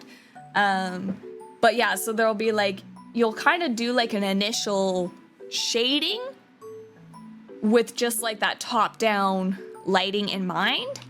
And then if you want to add environmental light on top, then that's finding your light source and adding, you know, like light here and shadow here kind of thing, after. Literally lived in the sun. So yeah, so kind of like yes and no.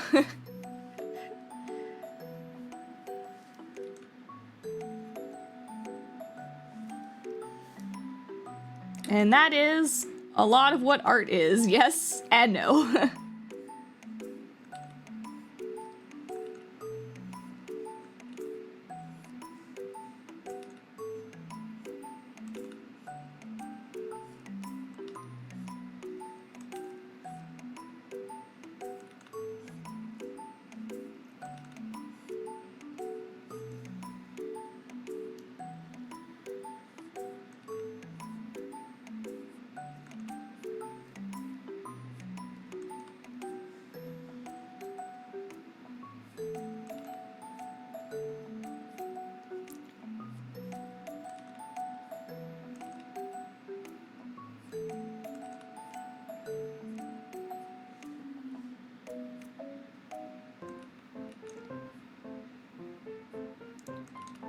And I think she also talks about like when you do your lines for your hair too,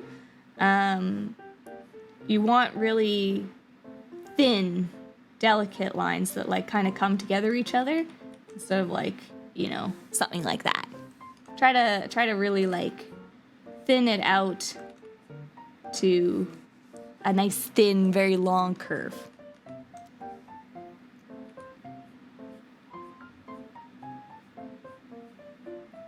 Make it look a little more dainty and delicate.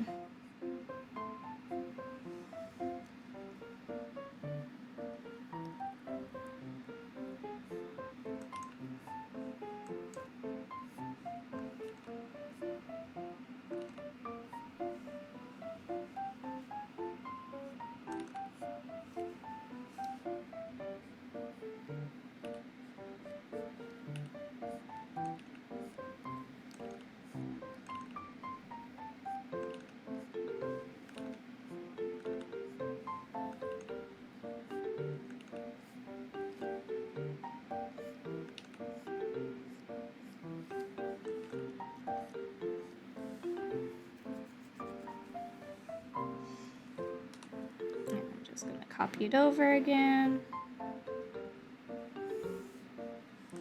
Since we're working on a mirror. Too many lines? Are you adding too many lines, please?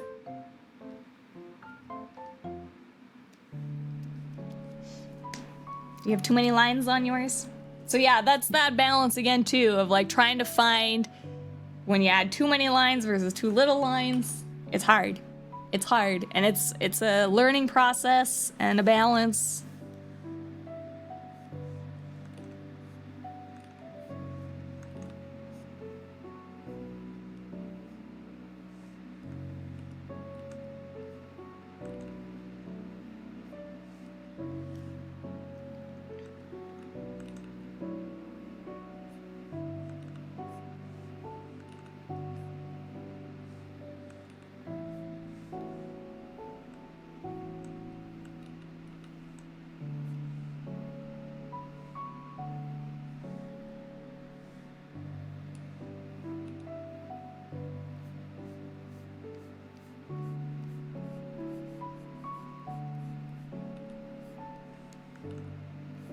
I don't think there's really any trick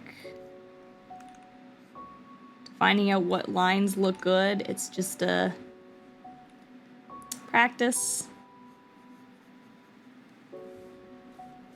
Oh no, I drew it onto the head layer.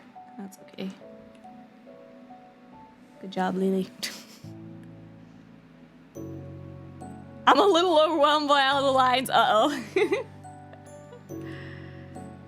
Yeah, it's gonna be, I think, difficult and a long time to practice. Because again, it's just like hair is very much like you're just following the flow and the direction. Try to keep in mind when you're adding lines, try to follow these three-dimensional blocks that you made, right? Try to follow their curves and those original lines that you made, and making thin little triangles and connecting them.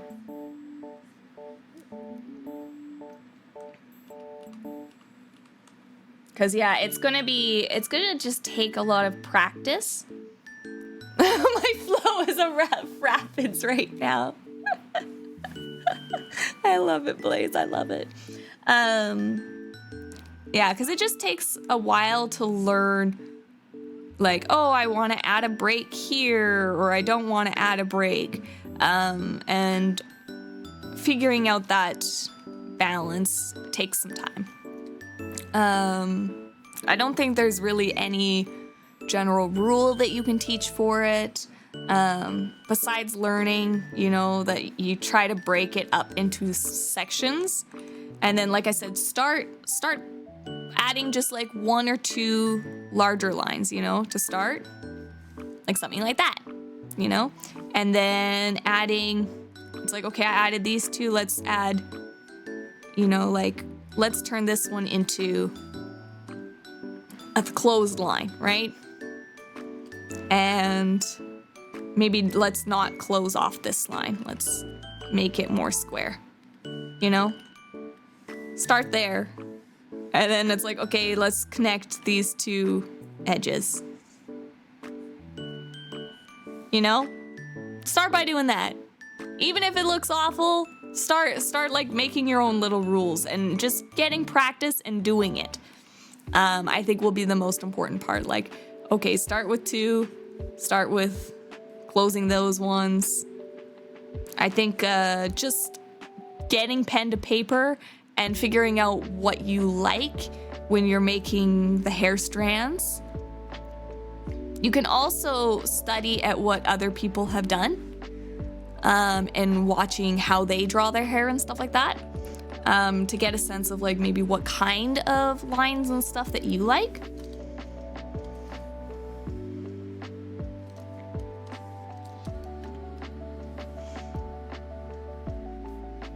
Because it's just a lot of like guessing and just drawing lines and lines over and over until you find ones that you like. Like right now I'm looking, I'm like, okay, this feels too empty. So I'm like, okay, let's add like a little part here or something. You know? Maybe I'll add like one right here. And it just kind of filled it in a little bit, gave it a little more information.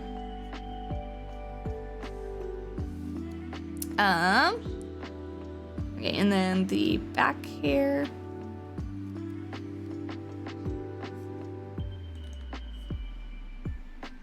So again, I start with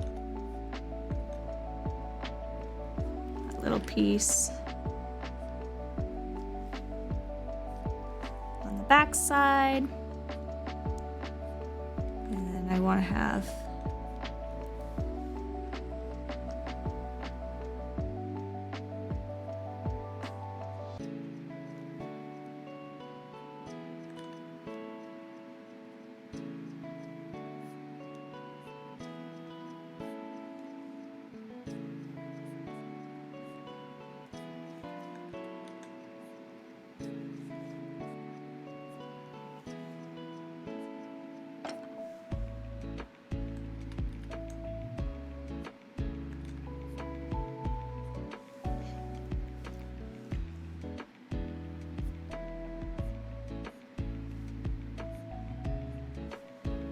again, start by drawing that outer area.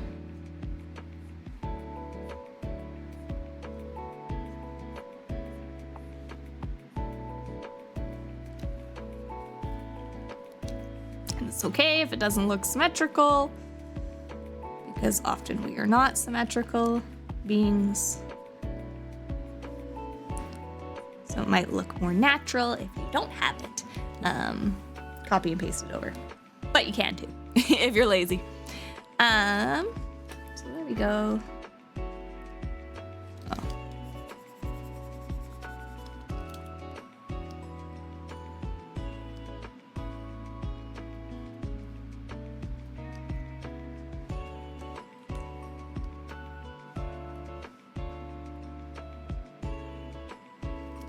Just keep that guide layer really light underneath.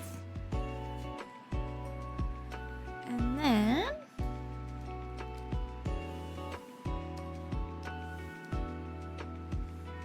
probably going to copy and paste this over one last time.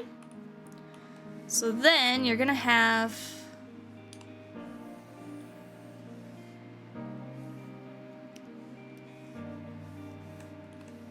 the last stage. So we have like our guide layer. Guide layer. I can't speak. Guide layer gone and removed. And I think this is where she kind of like talks about adding in a few more like little extra details and little things that you can do just to give it a little bit more extra, the god layer, a little more extra flair and kind of character by adding things like kind of like flyaway hairs and stuff, just to give it a little bit more body and shape and character. So like these are like little hairs that, you know, like might come off.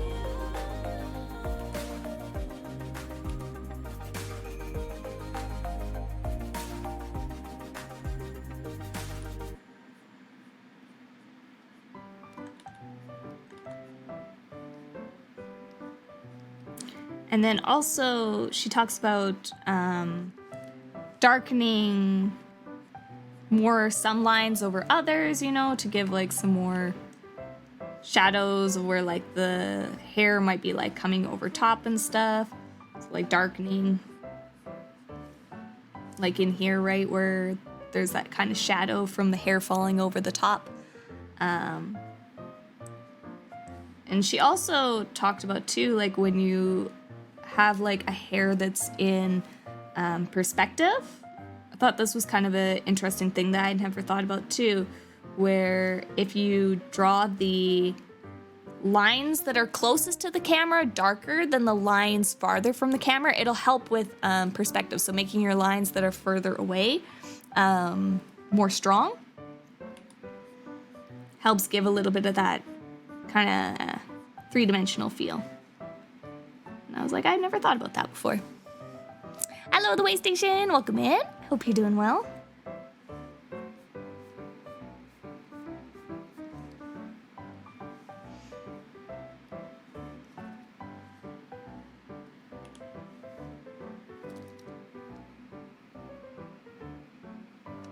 Didn't like that piece. Looks a little better. And that's what I mean by it is literally trial. Like, it just kept looking weird to me, so I just erased the bottom of it because I didn't like it, but I liked the top half, so I kept the top half.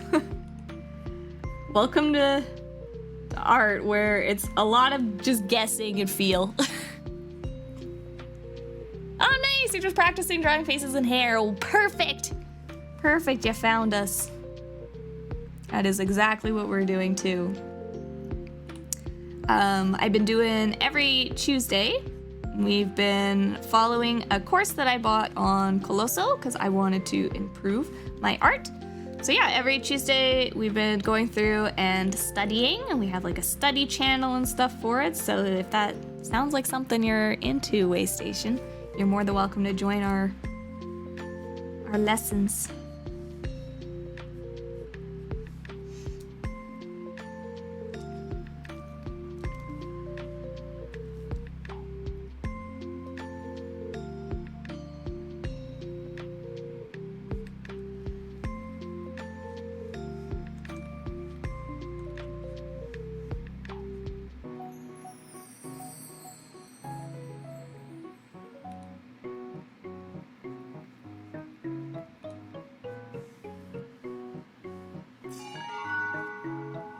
You got some Coloso courses? Yeah, but it's hard for me to follow since it's subbed. Yes, that can be very difficult. For sure. For sure. Also, PlayStation, thank you for the follow and welcome to the Foxfires. Go. Well, hopefully, maybe what I can reiterate in English will help you. So, we have a VOD playlist too. So if you've missed any lessons and you want to kind of go, why am I working on the eyes? I'm working on hair right now. I'm talking. But yeah, if you want to go back and see any of the other previous lessons and practice pages and stuff, we do have a VOD of all of the work channels too. It's like a playlist. So if there's another topic that interests you. All right, so now I'm just gonna go through. We added a little bit more of that character. I'm just gonna go through now and add that dark color to the back sides of our hair, right?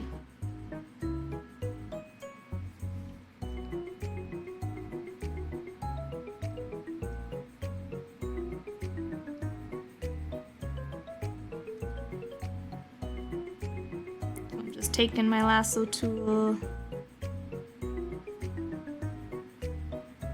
grabbing some of this back hair area. And this is just gonna make the hair have some more definition and more 3D-ness to it. Okay, so I've just grabbed all of the back hair and I'm just gonna switch to a airbrush.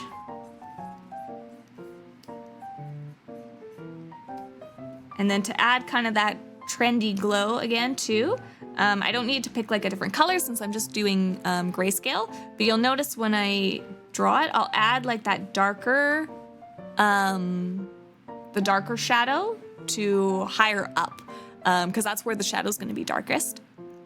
And then I'll keep these ends in here a little bit lighter down here where the throat is, the neck.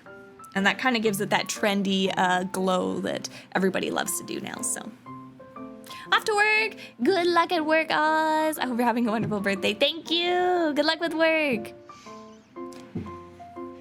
Their courses are in Japanese. I thought everything was in English.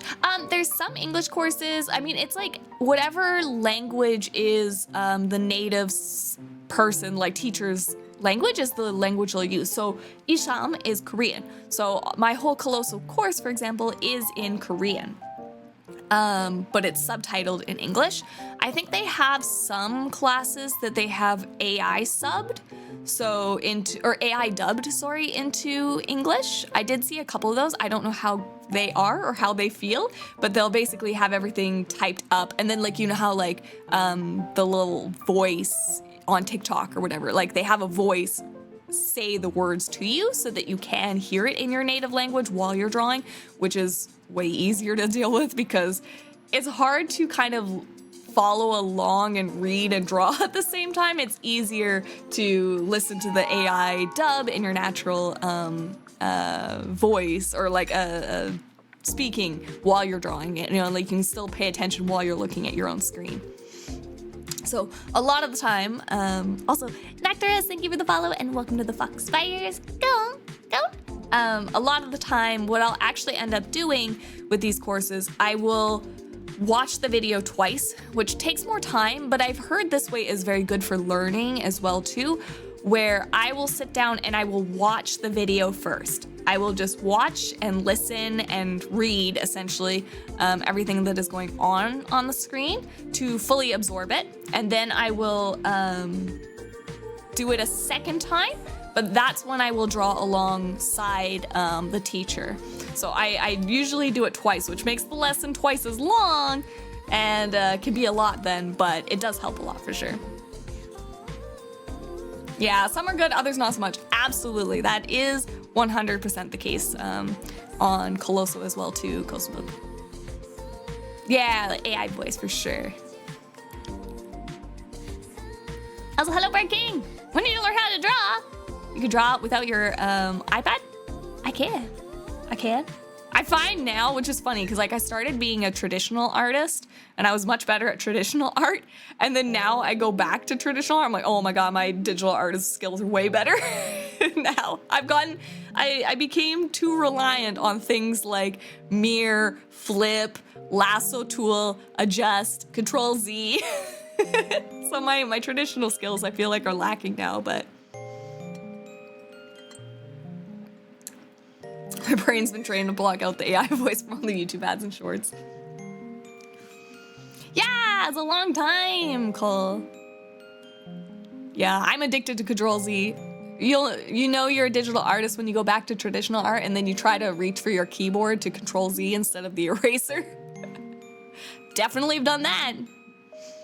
Yeah, I love Control Z. It's so much faster than picking up an eraser, okay?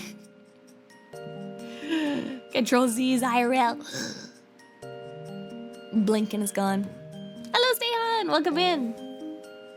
Yeah, so this is pretty much done for this head. So let us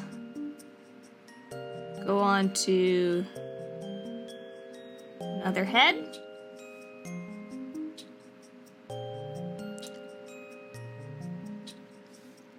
There we go.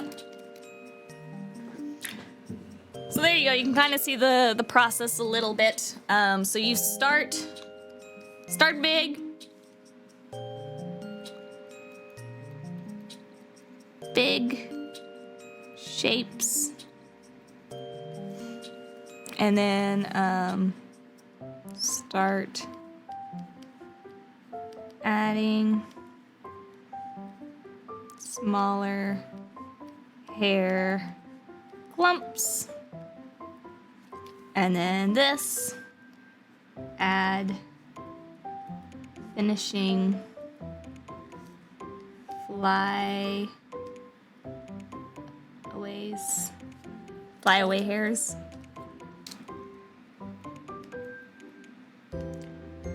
Darken lines, add shadows. Right. So kind of like your main steps. Again, you're starting with big shapes, and then you're just slowly going to be adding more and more detail down to your finished piece.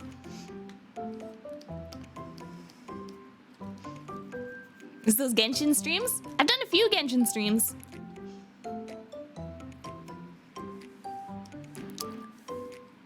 I have done a few. But I got too far behind in the story, and then I'm like, I need to go back to story, but I feel like I'm too far behind. So then I ended up stopping.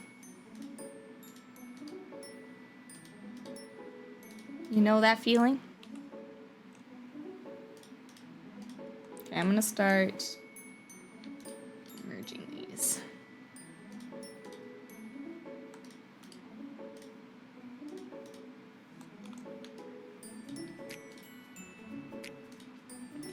Again, I'm going to be adding. I will, of course, add all this material that I've been kind of drawing to the Discord as well. So you will have all of my art. So, and again, like I said, if you ever want to take my art, trace over it and stuff for learning and stuff, you are more than welcome to. if it is helpful to you. So I will post it in the Discord and you can follow along. All right, so let's get us another head again. We're gonna grab a side head because, you know, we have hair drawn, but not every hair is drawn from head on or from the center. So we have, why did that not copy and paste? Copy, paste, there we go. So we gotta practice drawing from the side as well.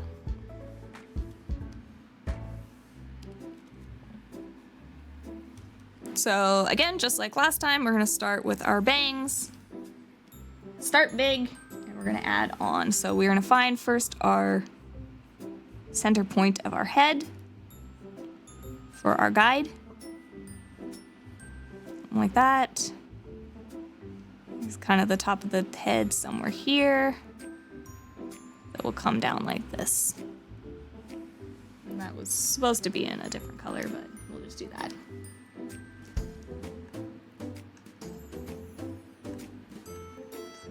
Folder. Okay, and then this is, again, remember we make our point. Oh, Julie gone? Hopefully I'm saying that right. Welcome in. Sorry, I get distracted sometimes when I'm arting and teaching. I'm just gonna move this a little bit more.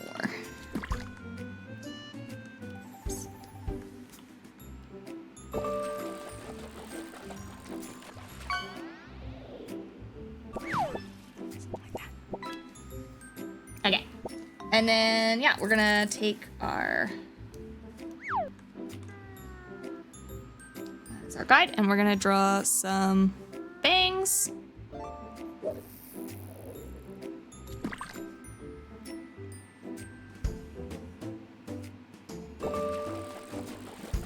So again, try to keep in mind like some, think like big noodles. Also, Tracy, thank you for the subby for 20 months. Welcome to the Demon Army. Our LiLi is among the top 10 LiLis. Thank you, Jersey. I appreciate it. And of course, welcome to the Demon Army. Hi, Zelda. Welcome in. Get those fish. Oh, and hydration. Thank you, Turtle. May the day have treated you well and night its butt. Wait. And the night kick its butt if it didn't. I'm ready to kick that night's butt.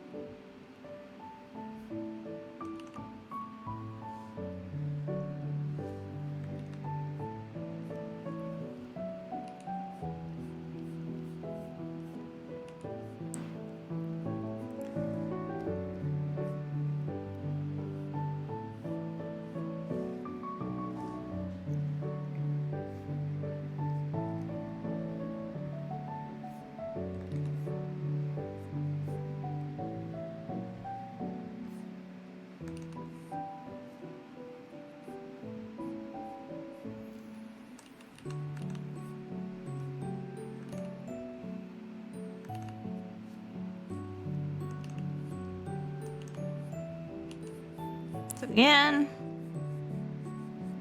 larger is shapes. Keep in mind those noodles.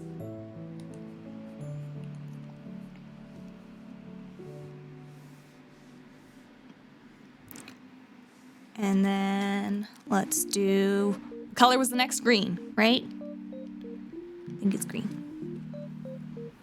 Thank you for getting a shout out for Zelda too. If you want to see a beautiful artist, go follow Zelda. They do amazing work. Much better than me.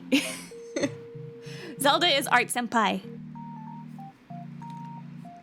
I learned lots from Zelda. All right, so let's do our, so we did a bang shapes. Now we're gonna add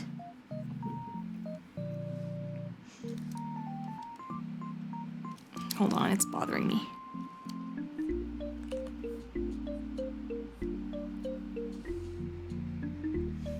Again, that's kind of like, remember how I talked about like the gravity flow? It was too stiff for me, and I think the end needed to fall down this way a bit more because it was bothering me.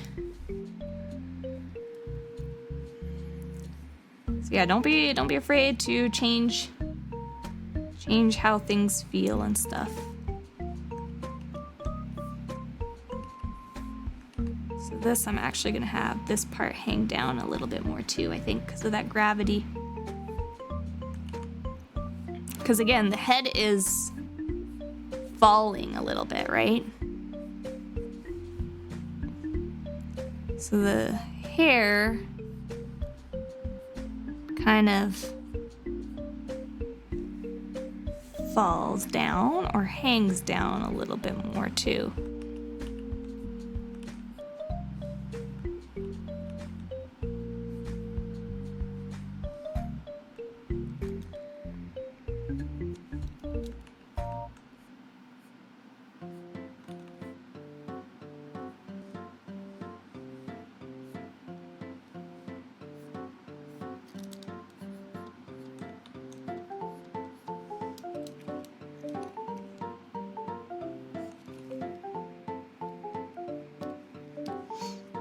Gotta remember that gravity. And then do our blue for the back of the head. So yeah, remember the directions of our hair, right? So you're gonna have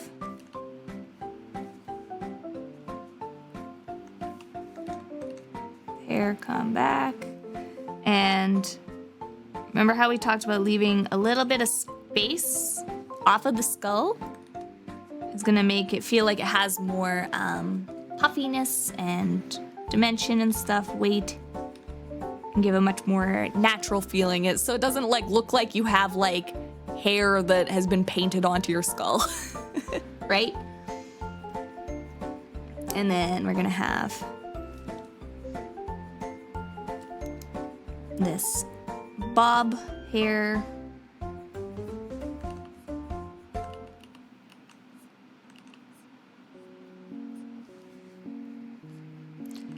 And then this part, remember that there's like the inner part of the hair. How we talked about how you can see the inside. So imagine like this hair is going to go inside here, right? And wrap around the back of the head, right? You want to think three-dimensionally. Maybe a little piece comes out like there or something, but don't forget, this would be shaded in darker here, right? Because you're going to see in through that piece, right? So you want to think three-dimensionally. Think of those noodles and where the back of the hair is going to be, and how it will show through other pieces that might poke through and stuff like that.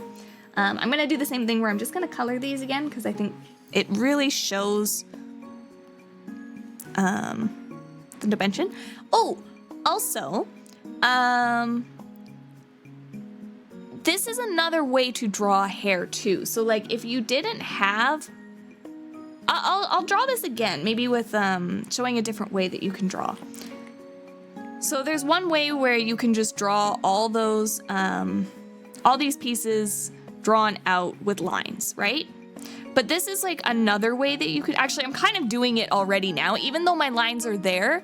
What you can do is take a wide pen, like this green pen that I'm taking, right? And just start making those shapes with a fat pen. Like this, just kind of going through, doesn't have to be perfect. Again, you're just blocking out those shapes and those feels. And a lot of the time when you're drawing the hair and stuff like that, it will feel more natural with it being thicker and drawn. Like to me, once it helps you visualize the space better, I think is what it actually is. So like there, I'm like, oh, I felt like it was hanging down too much. I didn't see that in the lines, but then once it was solid with the green, I was like, oh, that feels off or difficult or awkward, not right to me. So like, I'll just take this little line and boop, move it up a little bit, right? So sometimes instead of, if you're having troubles drawing the lines to get those rough blocks, instead draw it with a thick pen, a thick solid colored pen instead. And you might find that it's easier for you to visualize and see kind of the negative space and what things look like and stuff too, so. Definitely give it a go.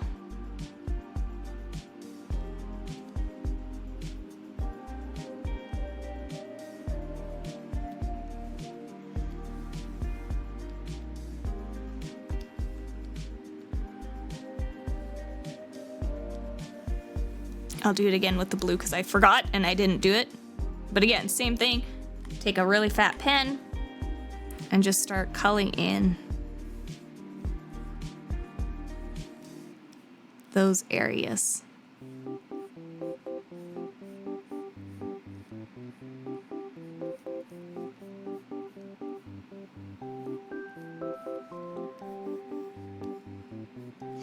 You even fatter pen too.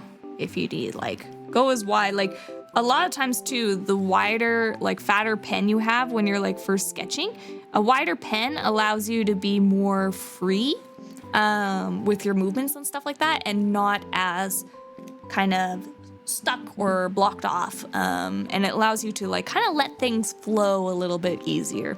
So don't be afraid to really make a wide pen and just start blocking off like huge areas with it. Oh, see, and I forgot a little piece for the hair. Right here.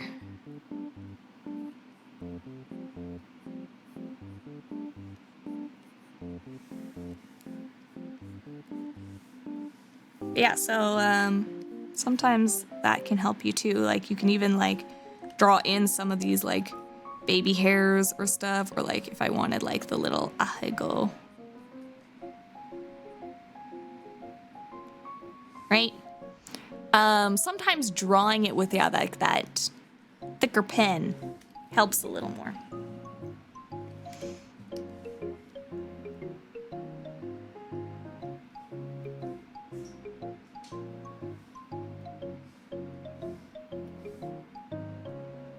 Oops, wrong layer. There we go. So we got this cute little short bobbed hair that we started with the wider. So Blaze, that might help you. I know it helped me a lot too. When I was first starting in sectioning, instead of trying to worry about the lines at the start when I was making those blocking areas and finding out where those lines go, I experimented by just like, you know, making wide areas like this. Like, oh, here's a bang, you know, here's a side bang. And just kind of doing that instead. So yeah, that might help you out. At least when you're like first starting and trying to block out those colors. Seeing that, it kind of helps you visualize negative space a little bit more. And just giving more, yeah, like three-dimensionality to your hair. So give it a go. Give it a try. Hopefully it helps. Okay, so here's another hair on a head. I am going to copy.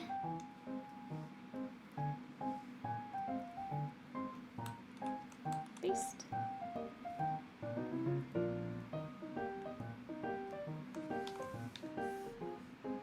Draw it again. And again, we're gonna just drop that opacity. Pull the skull out, and I'm going to erase where our hair is, because we're not gonna see our skull through it. I am going to make the ear peek out because I think it's cute. So her ear is going to stick out.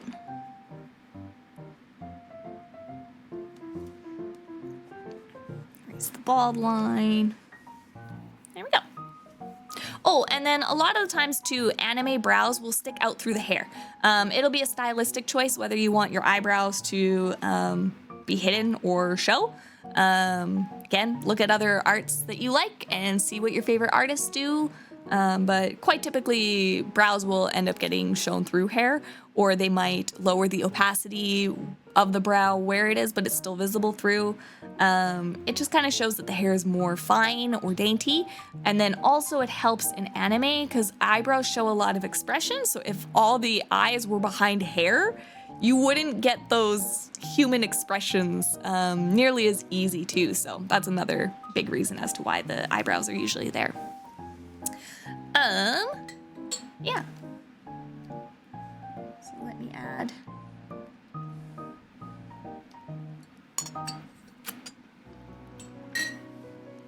Another here.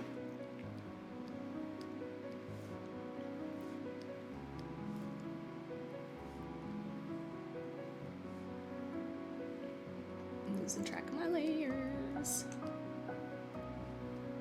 Cool. So again, we're gonna just do the same thing now, where I'm kind of gonna follow the main lines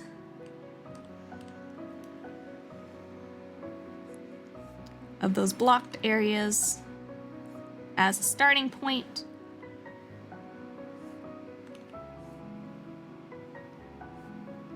And they don't have to follow exactly.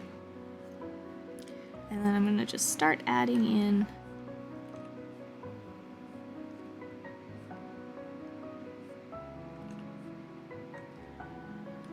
or maybe we should do more of a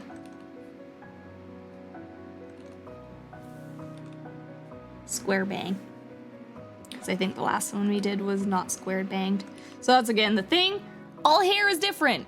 All hair is also different. So that's where hair gets complicated because there's so many different styles and different things you can do to really make your hairs look different.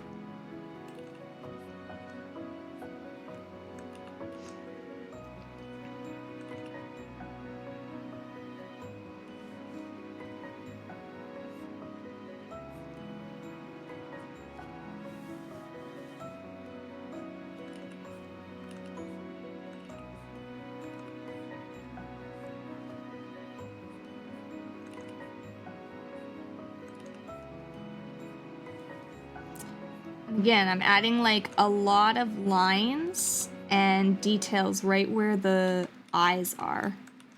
Because again, I want focus to be on those eyes.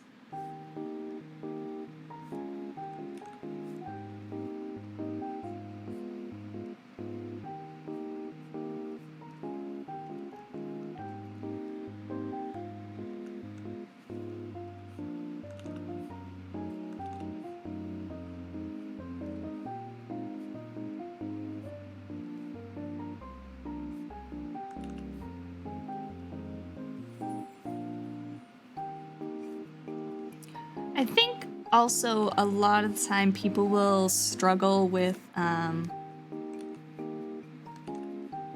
drawing the hair on this view too. I struggle with it. Mine is different. That's okay, Blaze, you're learning. Look, the fastest way to learn is to make mistakes and see those mistakes. So you're learning faster than anybody else right now. And yeah, I also struggle with this area. I don't know if there's any artists out there that have like a better way to explain it, but try to just keep the three-dimensionality thing. Try to think of your hair again like flat little noodle pieces.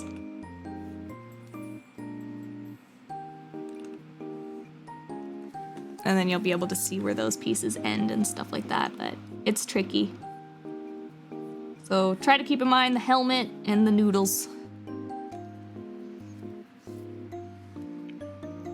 So So yeah, I'm trying to like visualize like, oh, this would have come around and like you might have like the back of the bangs here, right? Filling in kind of this area in the same way that we had one here, right? We have one right here for this bang where it comes back behind.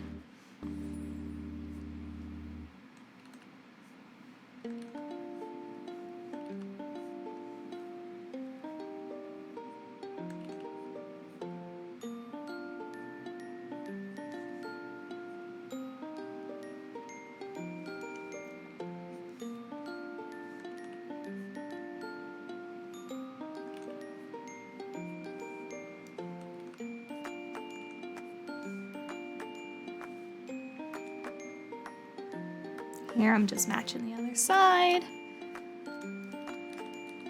think it would be a little bit longer and more fine.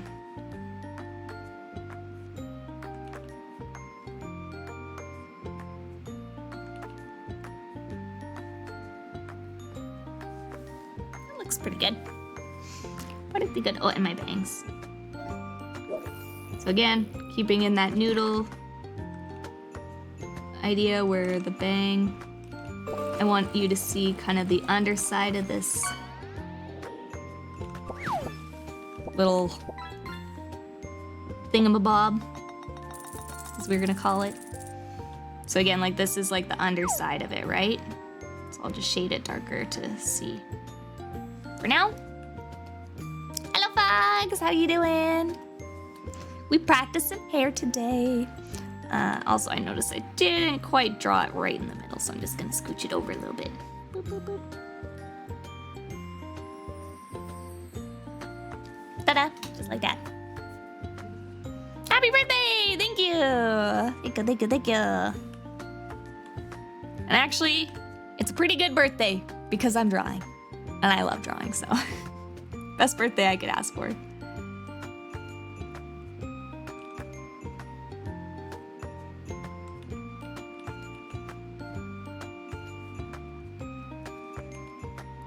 That's another thing too, like, don't be afraid to draw through something. Like, if you can't get it to line up, just draw your way through it and then erase. Like, I was having troubles there lining it up, so just erase it.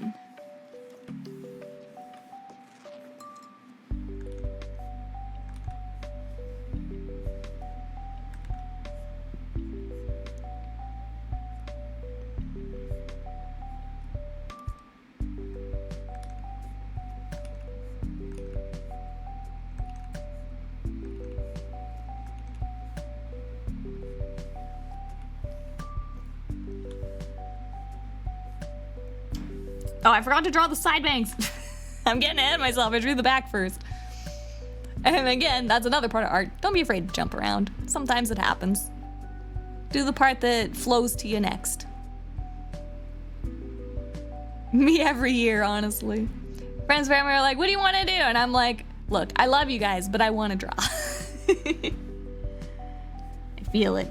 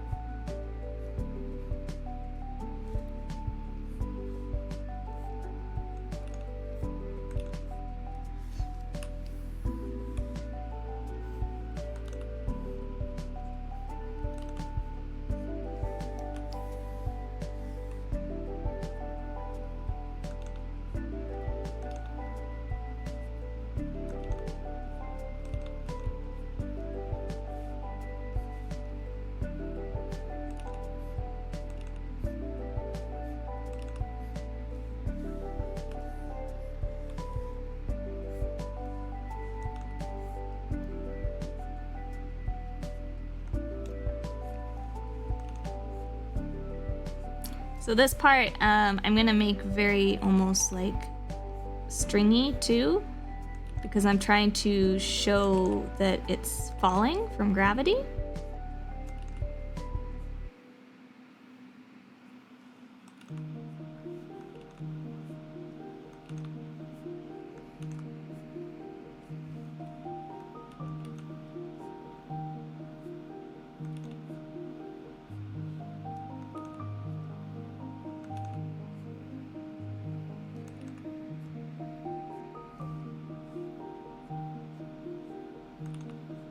So that's why I have a lot more. I'm just adding a lot more split pieces, I guess. And it's not perfect, but.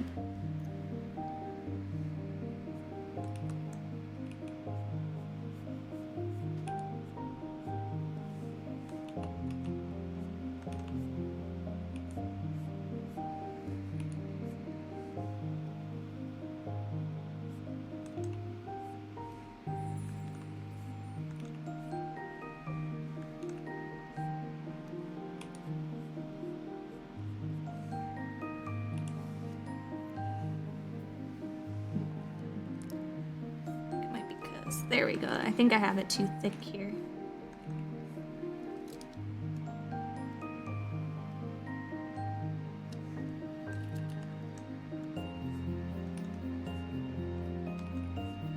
So I'm just gonna try to adjust that a little bit.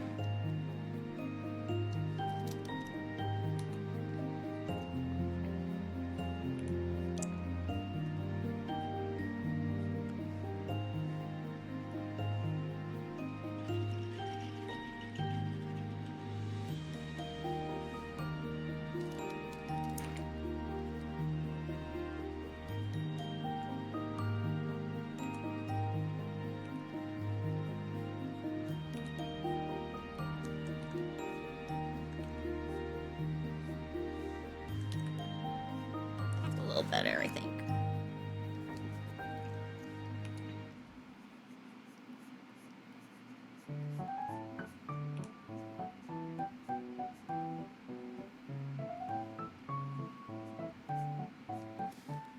There we go. That looks a little better. So I just didn't have my green block in the right spot, and it was kind of bothering me. I should have fixed it earlier, but it looks better now.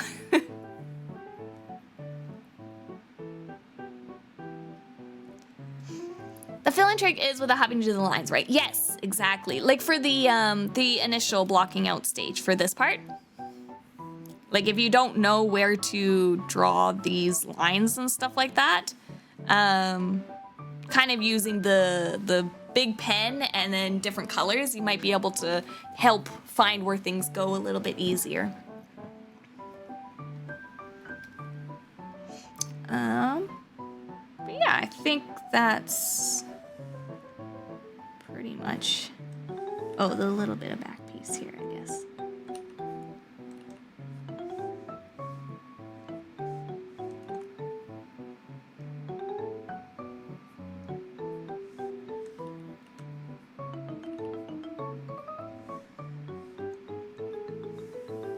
Like that. Cool. Yeah, because look, there you see. It's kind of following that line there. I know, Blaze out here with these art improvements. Blaze is doing a great job. And Blaze, hair is a hard one. Hair is a hard one. It's a big lesson. That's why I was like, we'll probably try to go quickly through our review section because hair takes a while. So don't get frustrated. It's a long progress to learn this one for sure. It does not come your first try. Okay, and then I'm just going to get rid of this. And then we're going to add in that last step again. Yeah, we honestly could do a part 2 of hair. Like we could do it for 2 weeks. Easily, you could do it for 2 weeks. I'm doing hair right now, let me tell you, I want to yeet my drawing tablet at the wall. I'm very thankful that I like drawing hair. Because I know some artists absolutely hate it. And I feel very thankful that I love hair. When you make colors separate like that, it really helps you analyze how the stuff is actually drawn. I love Tuesdays, even though I don't know anything about art. Nano, you are learning so much. Maybe you'll get into it. Maybe if you learn enough, you'll be like, you know what? I'm gonna pick up a pencil. I'm glad it's very fun, at least, to see, you know, the mind behind the art. I think it might make you also appreciate art a lot more too, because like these are all things that like people don't just sit down and draw ahead. Like I have to do this every time. Like, okay, I'm starting my hair now. I have to break it into sections and stuff like that, and then build up and stuff like that. And I'm like, okay, this part isn't looking good, so gotta add some more strays here and stuff like that. So it's all a process.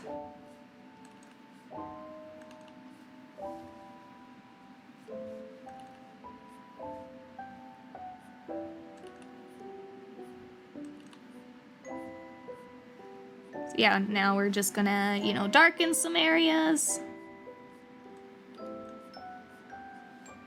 Try to pull out some of those darker areas. Find them a little bit more.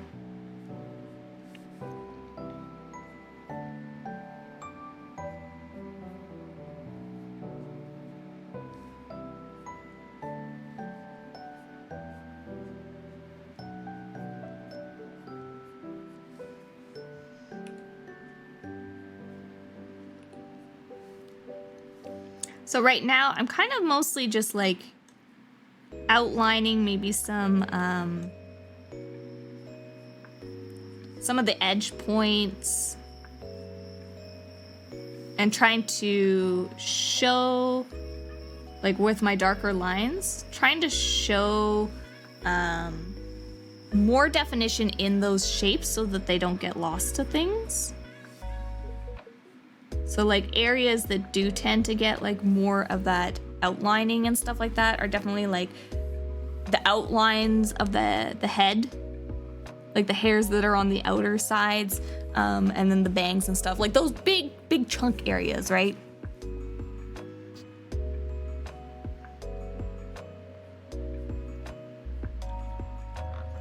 Parts that you want to look at, like at the eye.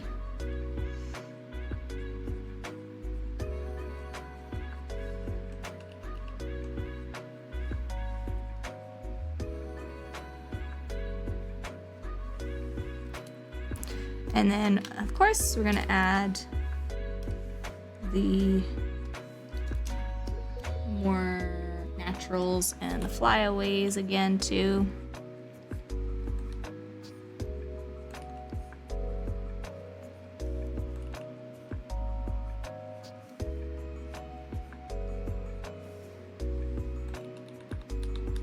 And it's just kind of like, there's no science to where you add flyaways.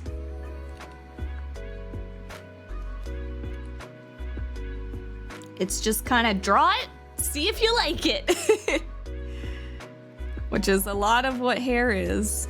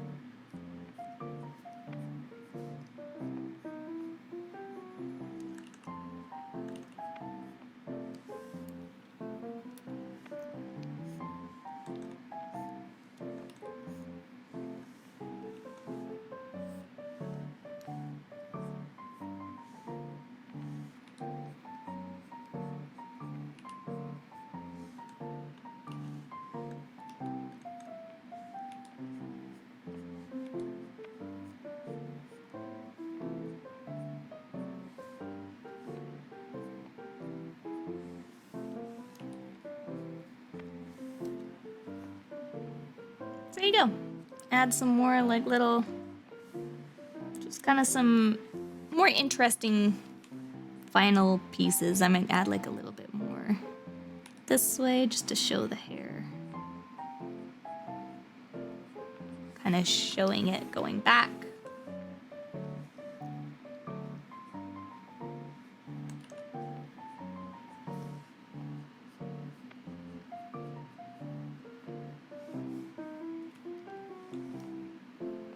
And then, of course,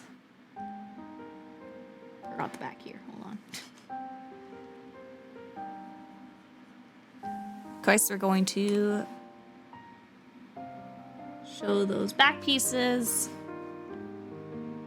or the inside of the helmet as she describes it.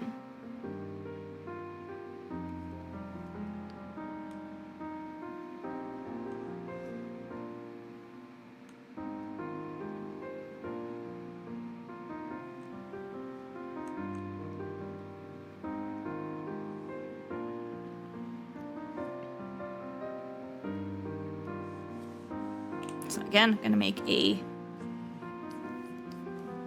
airbrush.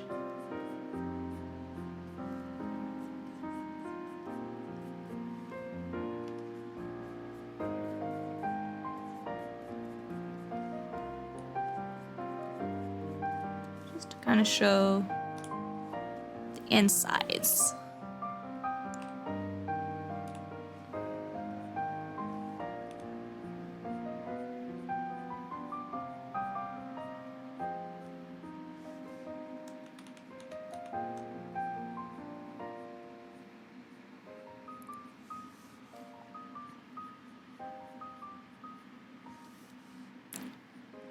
Something like that. Ta-da! So we didn't have much. Oh, actually, let's do it here too. I was gonna say there's not much for the inside, but you actually do see a little bit of the insides for here too.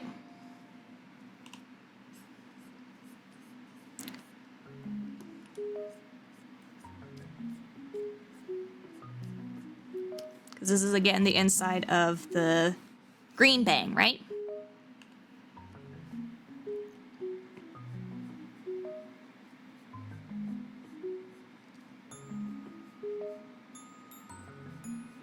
There we go. So you can see all the like little inner pieces of the hair on that side. So that's kind of like showing, again, what that kind of like helmet that we were talking about, the trick where like you see the inside of the helmet. If you think of the hair like a helmet on your head, when it's hanging down like this because of the way the head is pointed and tilted forward, you're gonna see the insides of those hairs rather than the outside. And then, so she does talk about how there are different hairstyles as well. So she does kind of go through and talk about a few of the some different things. So like a lot of the times, you know, we did a lot of these arts. Like the ones that we've done so far have been all straight bangs like from the front. But you can start your point differently too. And also,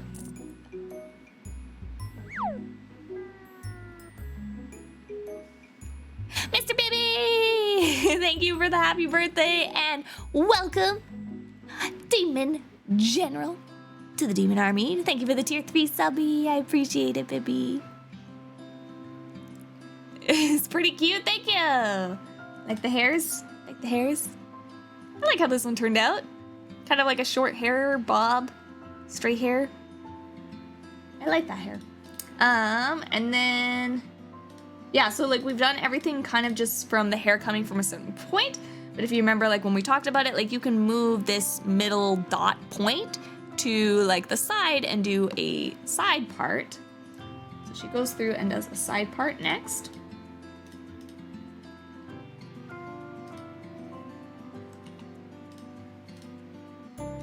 My heads. Grab the straightforward head again.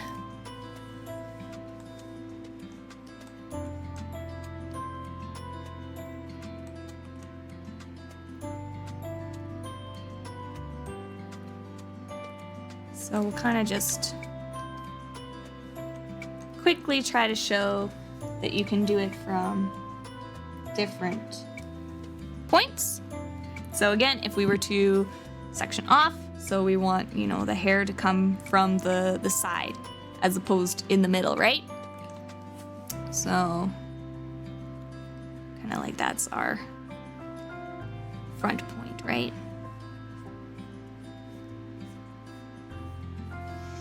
So we make a guide.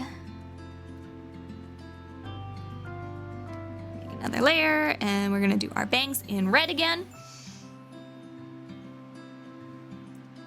And so now we're still starting, you know, from the point. Let's do,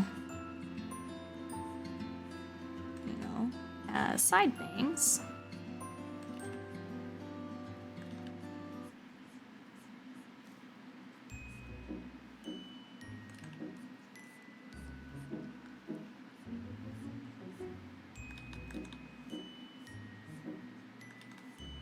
Instead.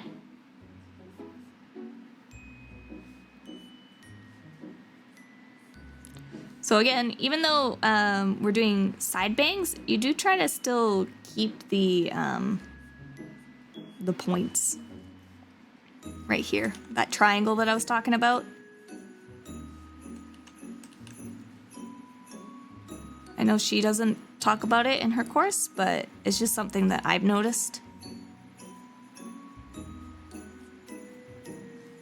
Okay. And then we're going to do green for our sides.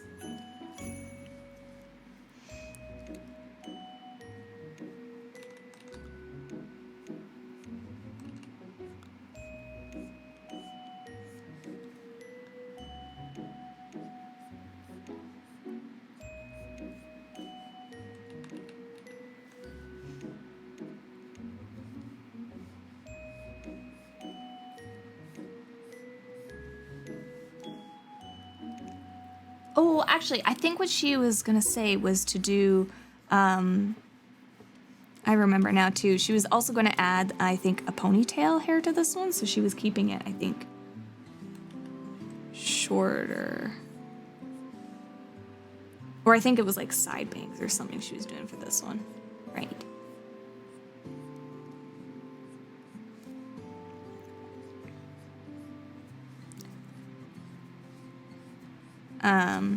So yeah, if you were doing more like a ponytail or something, oh no, it was curls for this hair. That's what she was doing for this one.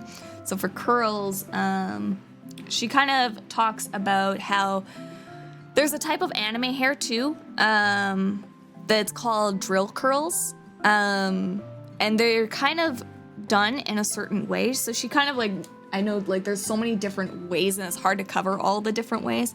But she did talk about drill curls. So I'm just gonna like talk about that a little quickly here. Where in anime you'll start like to draw it. You'll start with like a cone. And that's kind of why they're called drill curls. And you'll like draw lines like this as guidelines. And then you kind of end up following those curves. And you're gonna get these. So then there's like the inside of the curl on this side. I hate drawing drill curls. But they are common in anime. So this would be the back side. And again, you're gonna have the front side of the drill curl here. This is showing the back side. And you kind of draw them like this.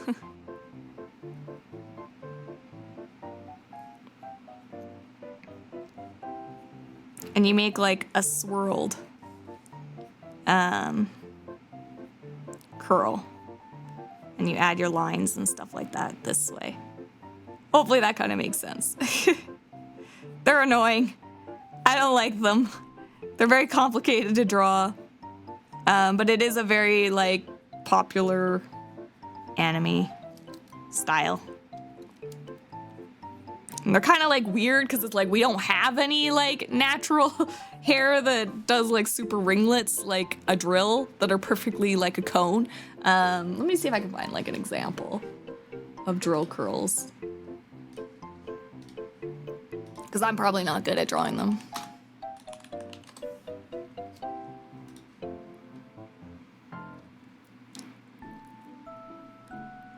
Trying to think of the anime character. Oh, here's some. Drill curls.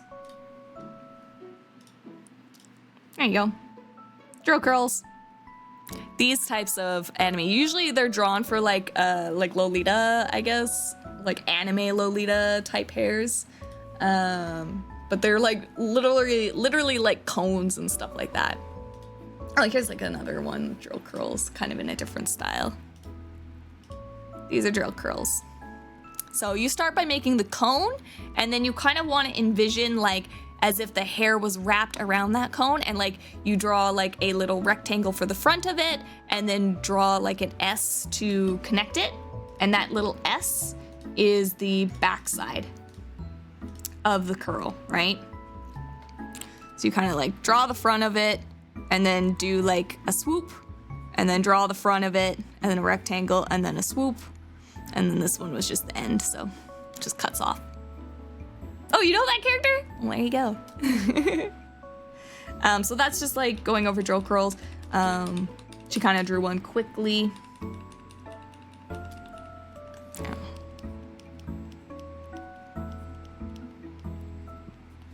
Drill curls. I'll keep it here since she goes over it. So that's like kind of like one type of curl. And then she also goes over braids, how to do braids. So for braids, we have, usually you start like with your outer line, so like your rectangle for your braid. And then what you're going to do is you add Ys. So you just add a whole bunch of Ys, and then that will make your braid. So then you just kind of round out the Ys, right? And there's your braids. Braids are like pretty easy. Just make Ys. And then you can like kind of fill in some of the darker areas in the middle. And then like add some, you know, some lines to make some hairs. And that's braids. So drill curl, you make a cone. And then you draw the inner and outer curls.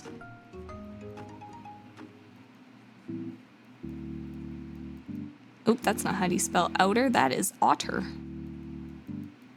Outer and inner curls alternating.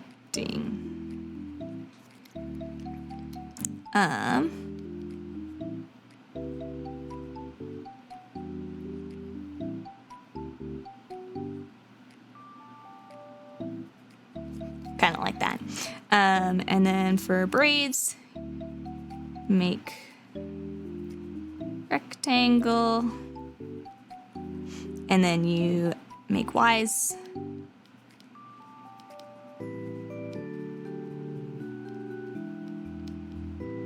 Make Y shape, and then round them out.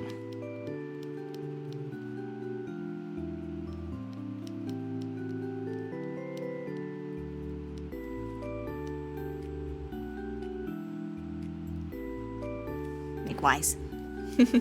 So hopefully that kind of helps a little bit.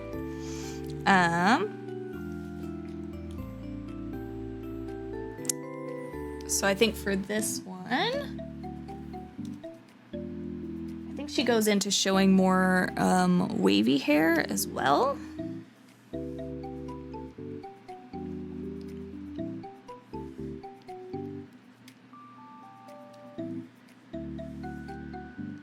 And And then she also shows like a braid on. So let's draw the braid. I think she adds a braid into here on her example. So like if we were to put a braid, like at the top of her bangs here, right? And then you're gonna add the Y's. I need to do it this way. Don't be afraid to move your canvas. And then round them out.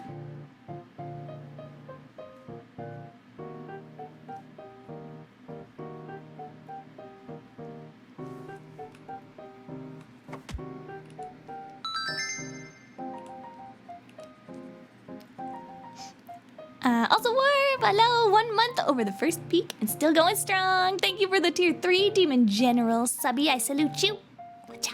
For 13 months, lucky number 13. Welcome, welcome. Hope you're doing well. Just gonna erase a little bit of the line that I had here.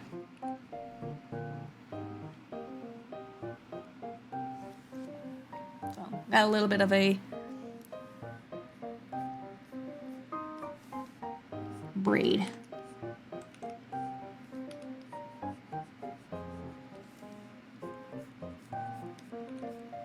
Into these bangs.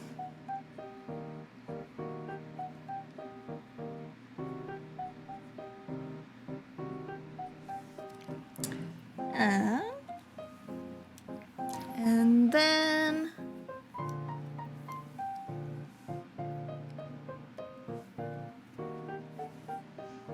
I know that guy.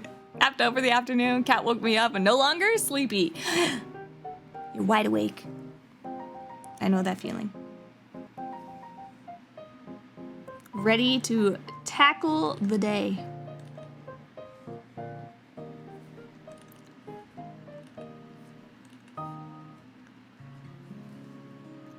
So for wavy hair, again, it's kind of like the drill curls, where you're going to be kind of drawing, you know, lots of curves and then alternating between thinking about drawing like the outer curve or the outer hair and the inner hair. So like treating it again like a noodle. I hate drawing curly hair.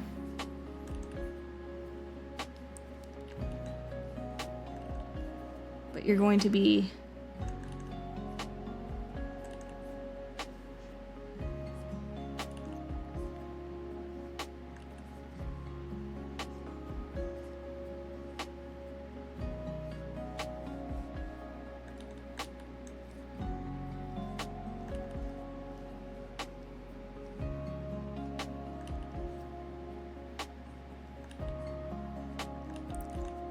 trying to keep in mind that kind of noodle aspect.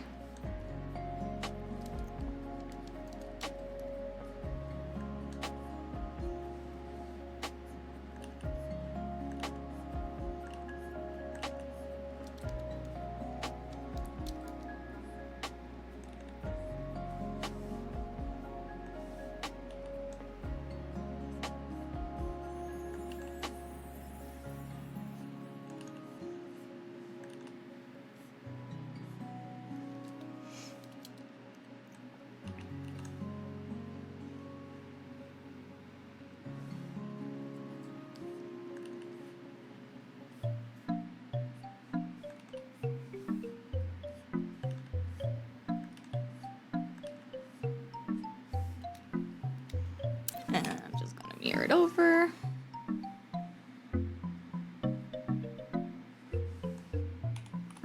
For the quickness of the video, because we are running out of time.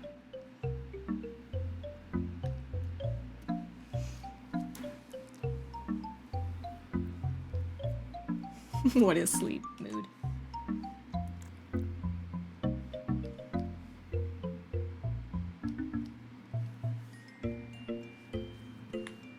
So yeah, again, I'll just kind of like draw this one out a little bit more. in the blue for the long hair. So like you're going to think more about the fronts and the back pieces of the hair, right? I'm being attacked. The quackening. The quackening.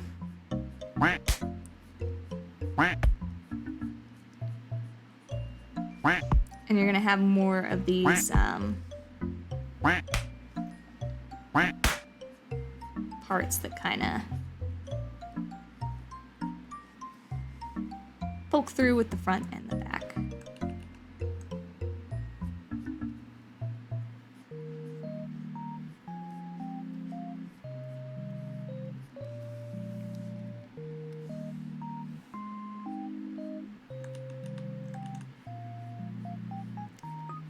Right, so this is going to be the back side of it. And those are the front sides.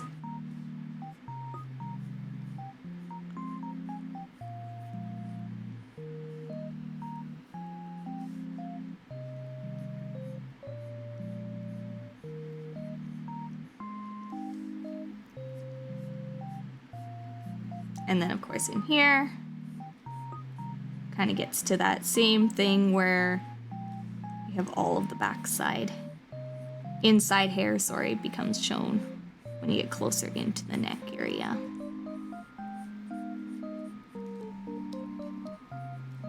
And I'm drawing really quickly now just because I know there's like a couple more. One last thing that she does teach in her lesson, so I'm going very quick.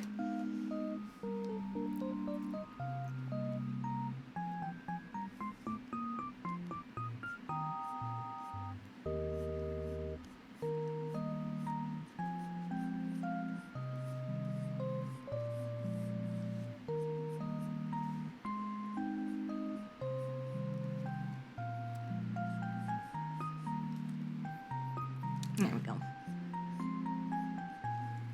Something like that. Bombardment. Moms for a good job cleaning up. Thank you. There's more. A little bit. Yeah.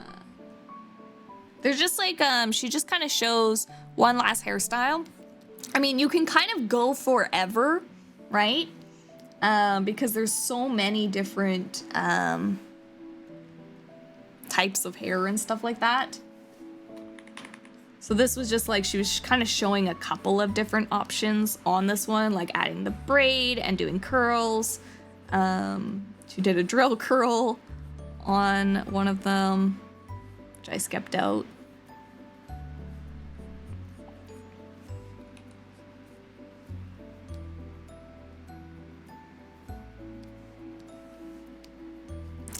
But the last one is kind of like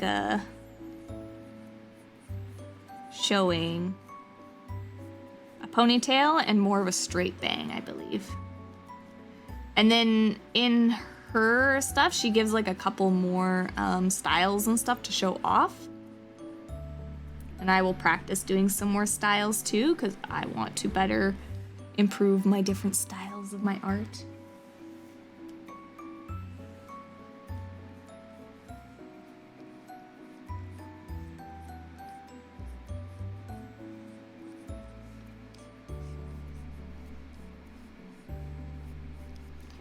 Let's go through this real quick.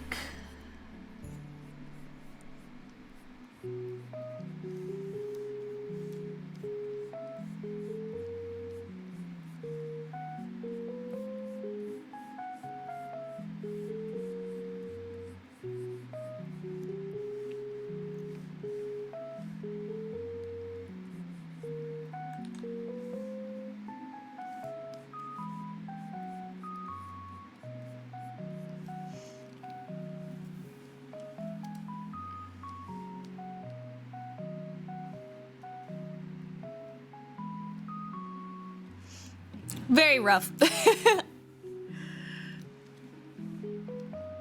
But you get the idea.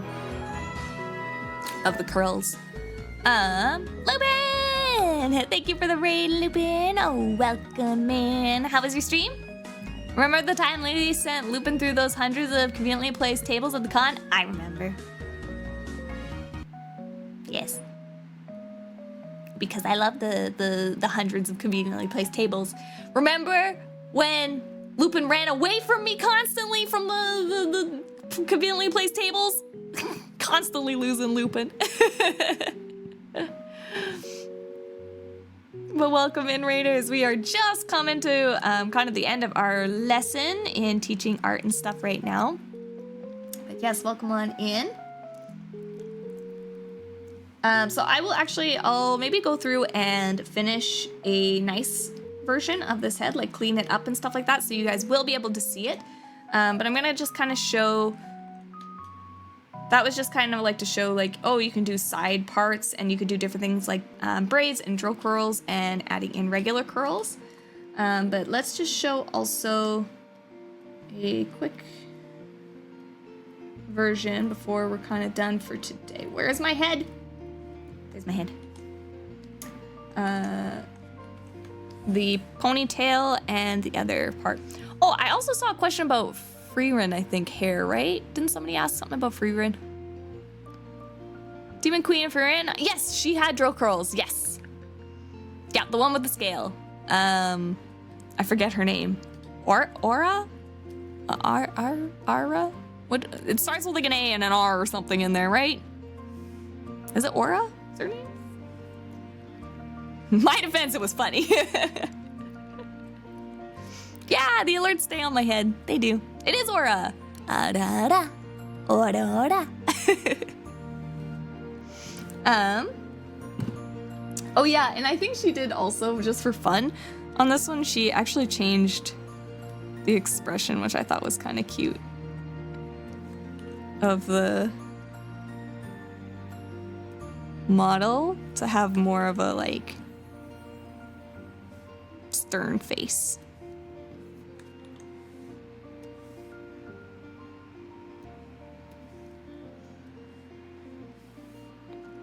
And I thought that was kind of cute and kind of fun. And then, yeah, for this one, so she does more of a straight across bang.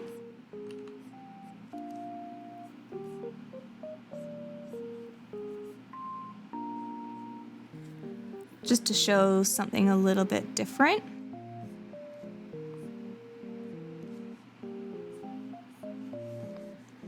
Because there's honestly so many different hairstyles. You can literally do so many different things with hair.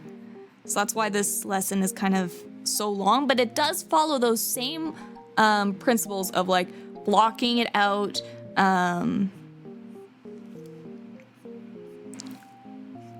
blocking out the main kind of area, and then going down and breaking it into smaller and smaller pieces and stuff like that, so.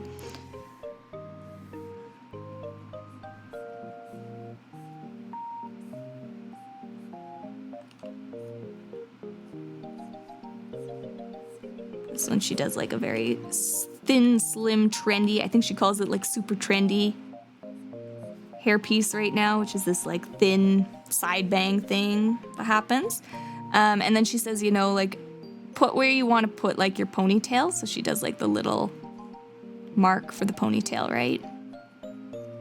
And then for ponytails, you know, don't just start like coming from the tip and going all the way down. Don't forget, you still, even for a ponytail, you want to block out something large, like a large area for it.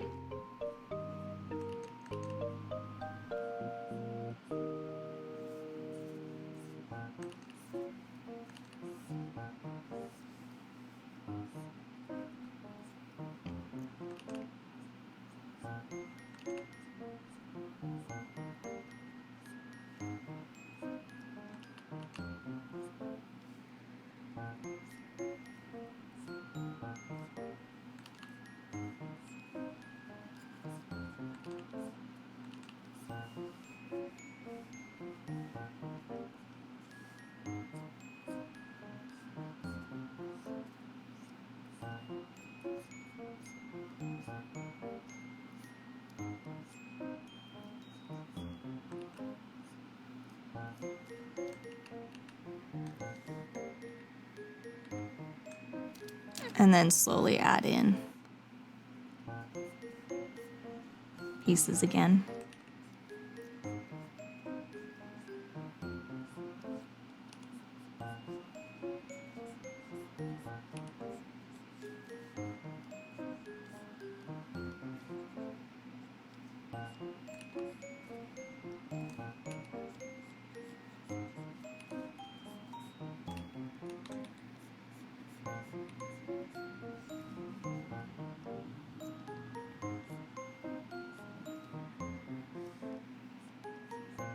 And you'll still want to keep the same thing where your majority of your detail is still going to be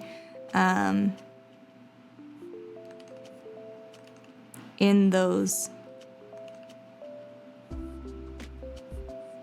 the bottom areas of the hair and the tips of the hair, and then your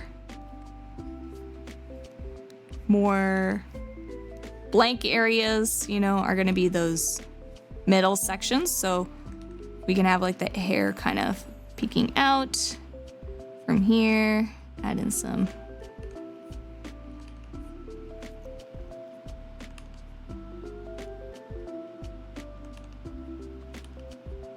back parts.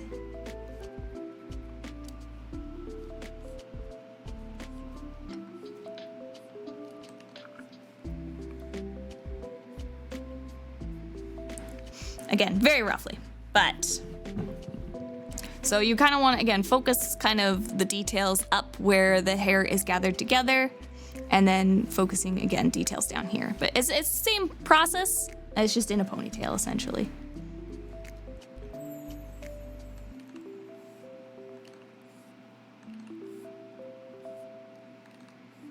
Adding more of those, like, flyaways and stuff.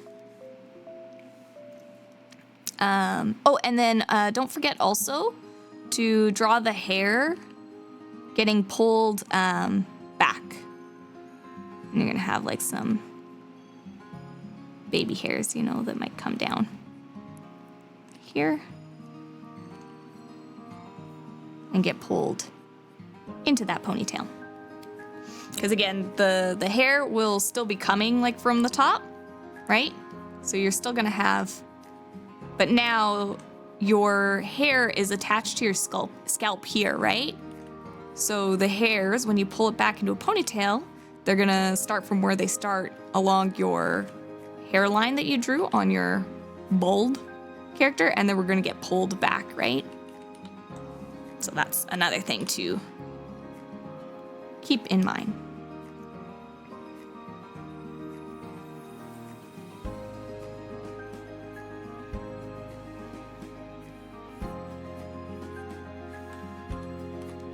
And flip.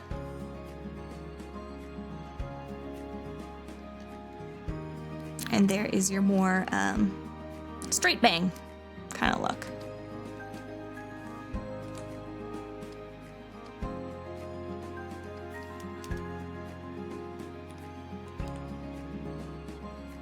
So again, I'll finish these up a little bit more, because these ones I did kind of very, very quickly. I'll try to finish them tomorrow, and then maybe get some better views in for you guys to show off. Oh, see, like I didn't even draw the back of the head. I was like, why does it look so weird here? Because you forgot to draw the head, LiLi. Because you were in a hurry.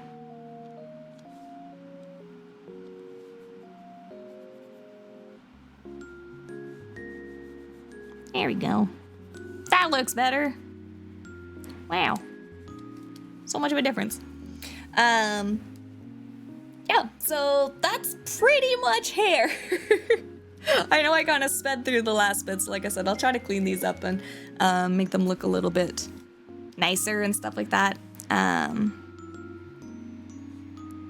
again, there's the course material and stuff like that. she goes through and does like a whole ton, gives some heads and stuff that you can just like practice with.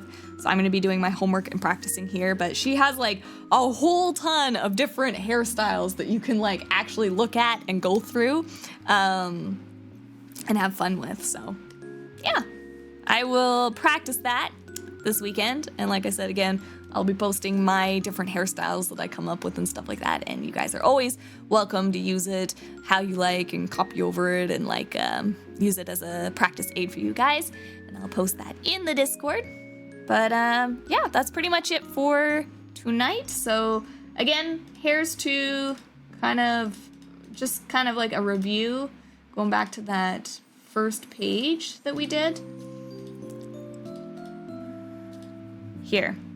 So yeah, again, just remembering head is a sphere, so your lines are going to be more curved and rounded, so keep that in mind. You want to divide them into the 4 sections, so we did ours as the bangs as red, front, side is green, and blue is the back of the head. So keep those 3 sections in mind when you're doing things. Split the head up into those areas.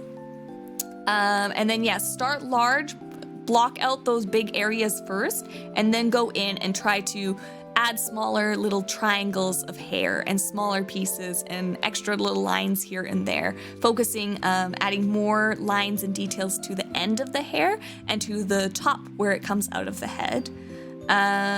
Keep in mind that all the hair comes from a singular point, so when you do those round lines, pick a spot in the head where all the central hair is going to come from. So start the lines there and then follow the curve around the sphere.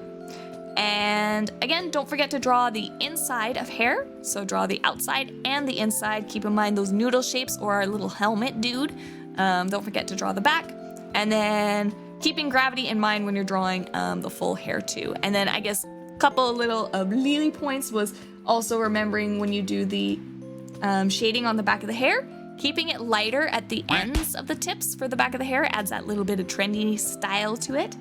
And when you are doing, what was the other one? I don't remember what the other one was. I don't know. But yeah, and again, our process, start big, add little strands, and then you can add little tiny flyaways or hairs that like don't go with the flow, and it just gives it a little more of that pizzazz. But yeah, so there's the Discord there. Thank you, Gigi, for pinging that. And I think that'll be it for the lesson. So thanks for the class and stream. Of course, thank you for hanging out with me. We throw in? Now, I gotta get out of here before the ducks start. Hydration and stretch, YouTube Blaze, because I know you're doing lots of work as well. So sorry today's lesson was a little bit longer. I think that's just by nature of hair, because hair is a lot. So our homework is going to be, again, use the heads, practice doing the blocking with the colors, and then adding more and more details. And then, yeah, take the heads that we've been drawing. You can take your own heads to draw on top of. You can draw new heads. Or I would even suggest right now, because hair is a long time and you don't want to, like, you want to focus on hair right now. So even just grab one of your favorite heads that you drew and just draw the hair on top of that, or grab a hair from the course, you know, either one that I have drawn or one that's provided and stuff like that. Take one of those and then practice drawing your practice drawing your hair on top of that, because it can be overwhelming if you're like trying to draw the head and the hair. It can just become a lot. And right now you really want to just like take baby steps. You did a ton of work into your heads. You can take a break and just like work on hair now. So yeah, don't feel like you have to keep drawing a head every single time. Grab one from another time, and we're going to be focusing on, you know, a new lesson and stuff like that. So there will be a time and a place where you could draw them all together later. But if you really want to like speed your learning up, it's okay to just grab one that you like for now and focus on this lesson. So yeah, lesson learned, only draw Professor X. Wait, Sean O'Connor, oh, and Mr. Clean, they all bald. I get it. I get it. You're saying something serious, but quack. Quack. Thank you. Thanks, Bibby. Will you highlight the this stream? So all the stream is going to, they're all in a playlist. GG knows the thing. What is it? Is it art playlist? I don't remember. GG's got the code for it. There you go, learn art playlist. Exclamation point, learn art playlist. Guys, I should put that in the title, shouldn't I? So all of the courses that I have been doing for this is on my VOD channel, and they're in a specific playlist. So if you've missed any lesson and you want to go back or see something that I've forgotten, or like not forgotten, that you missed, or that you know, you want extra learning on and stuff like that, or to watch again, it's all there in the VOD so that you can see again. The only thing with the VODs is that it is a 24-hour exclusivity for Twitch, so I can't get them up on YouTube until 24 hours has passed. But yes, so today's 24 hours from now, this lesson will be up on YouTube. So yeah, thank you, GG, for doing that too. GG puts in all the work for the VOD and maintaining the VOD channel, so big thank yous to GG for doing that. Yes, salutes. Thank you. I appreciate it. We all appreciate having a little bit of a art playlist to go through, so thank you, thank you. But let me find somebody for us to raid. Because I have a League of Legends, I think, date with Valty coming up here. What is that? Ishikun! Thank you for the gifties. Also, happy birthday. Wait, it was Ishikun, right? Did I read it? It was kind of, chicken was kind of in the way. Also, Blaze with a nya nya nya nya. Thank you, Ishikun. I appreciate it. And a cone. Double cones. Aw, thank you, Ishikun, for the gifties. If there's a message in it, I can't get the message. I don't know why. They don't gift me the message for whatever reason. And thank you for the happy birthday, Zuna. Yeah, do catch up. I'd love to see your art. Khan is streaming some art. Oh wait, Zen is streaming art. I've never gotten to stream, or I've never gotten to raid Zen. And they are an amazing artist, so we will also give them some love, especially since they're doing art today. I got to raid them when they were doing IDV one time, I think. But I know they are an artist by nature, so I really want to go check out their art.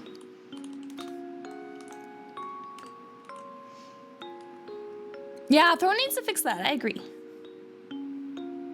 Twitch doesn't have the 24-hour exclusivity clause anymore? Oh, okay. I don't know then. If that's the case, then we can get them up possibly earlier. I didn't know they got rid of that. I thought it went from being, because it used to be 2 weeks clause, and then I know they shortened it to 24 hours. I guess maybe when they got rid of the streaming exclusivity, like you had to stream only on Twitch, like you couldn't double stream to YouTube and Twitch at the same time. Maybe they got rid of that too. Okay, I figured it was still broken, so I didn't write a message. That's fine, Ishikun. I just get worried if people do write a message, so. Throws prop at GG too. They got rid of the twerking clause, which Twitch does some suspicious things sometimes. But getting rid of the 24-hour clause is nice. Oh, okay, so they dropped it at the same time as allowing multi-streaming. Well, that is good to know then. That is good to know. Merry birthday, thank you. Thank you, thank you. All right, well, let's get an art raid. Maybe we'll use Wiggly. I'm feeling in the mood for a Wiggly, and we'll do an art raid. Wiggles.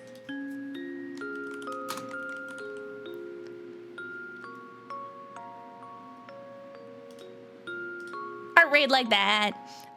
Or if you don't have my emotes and you want to join in on the raid, grab the Foxfire command as well.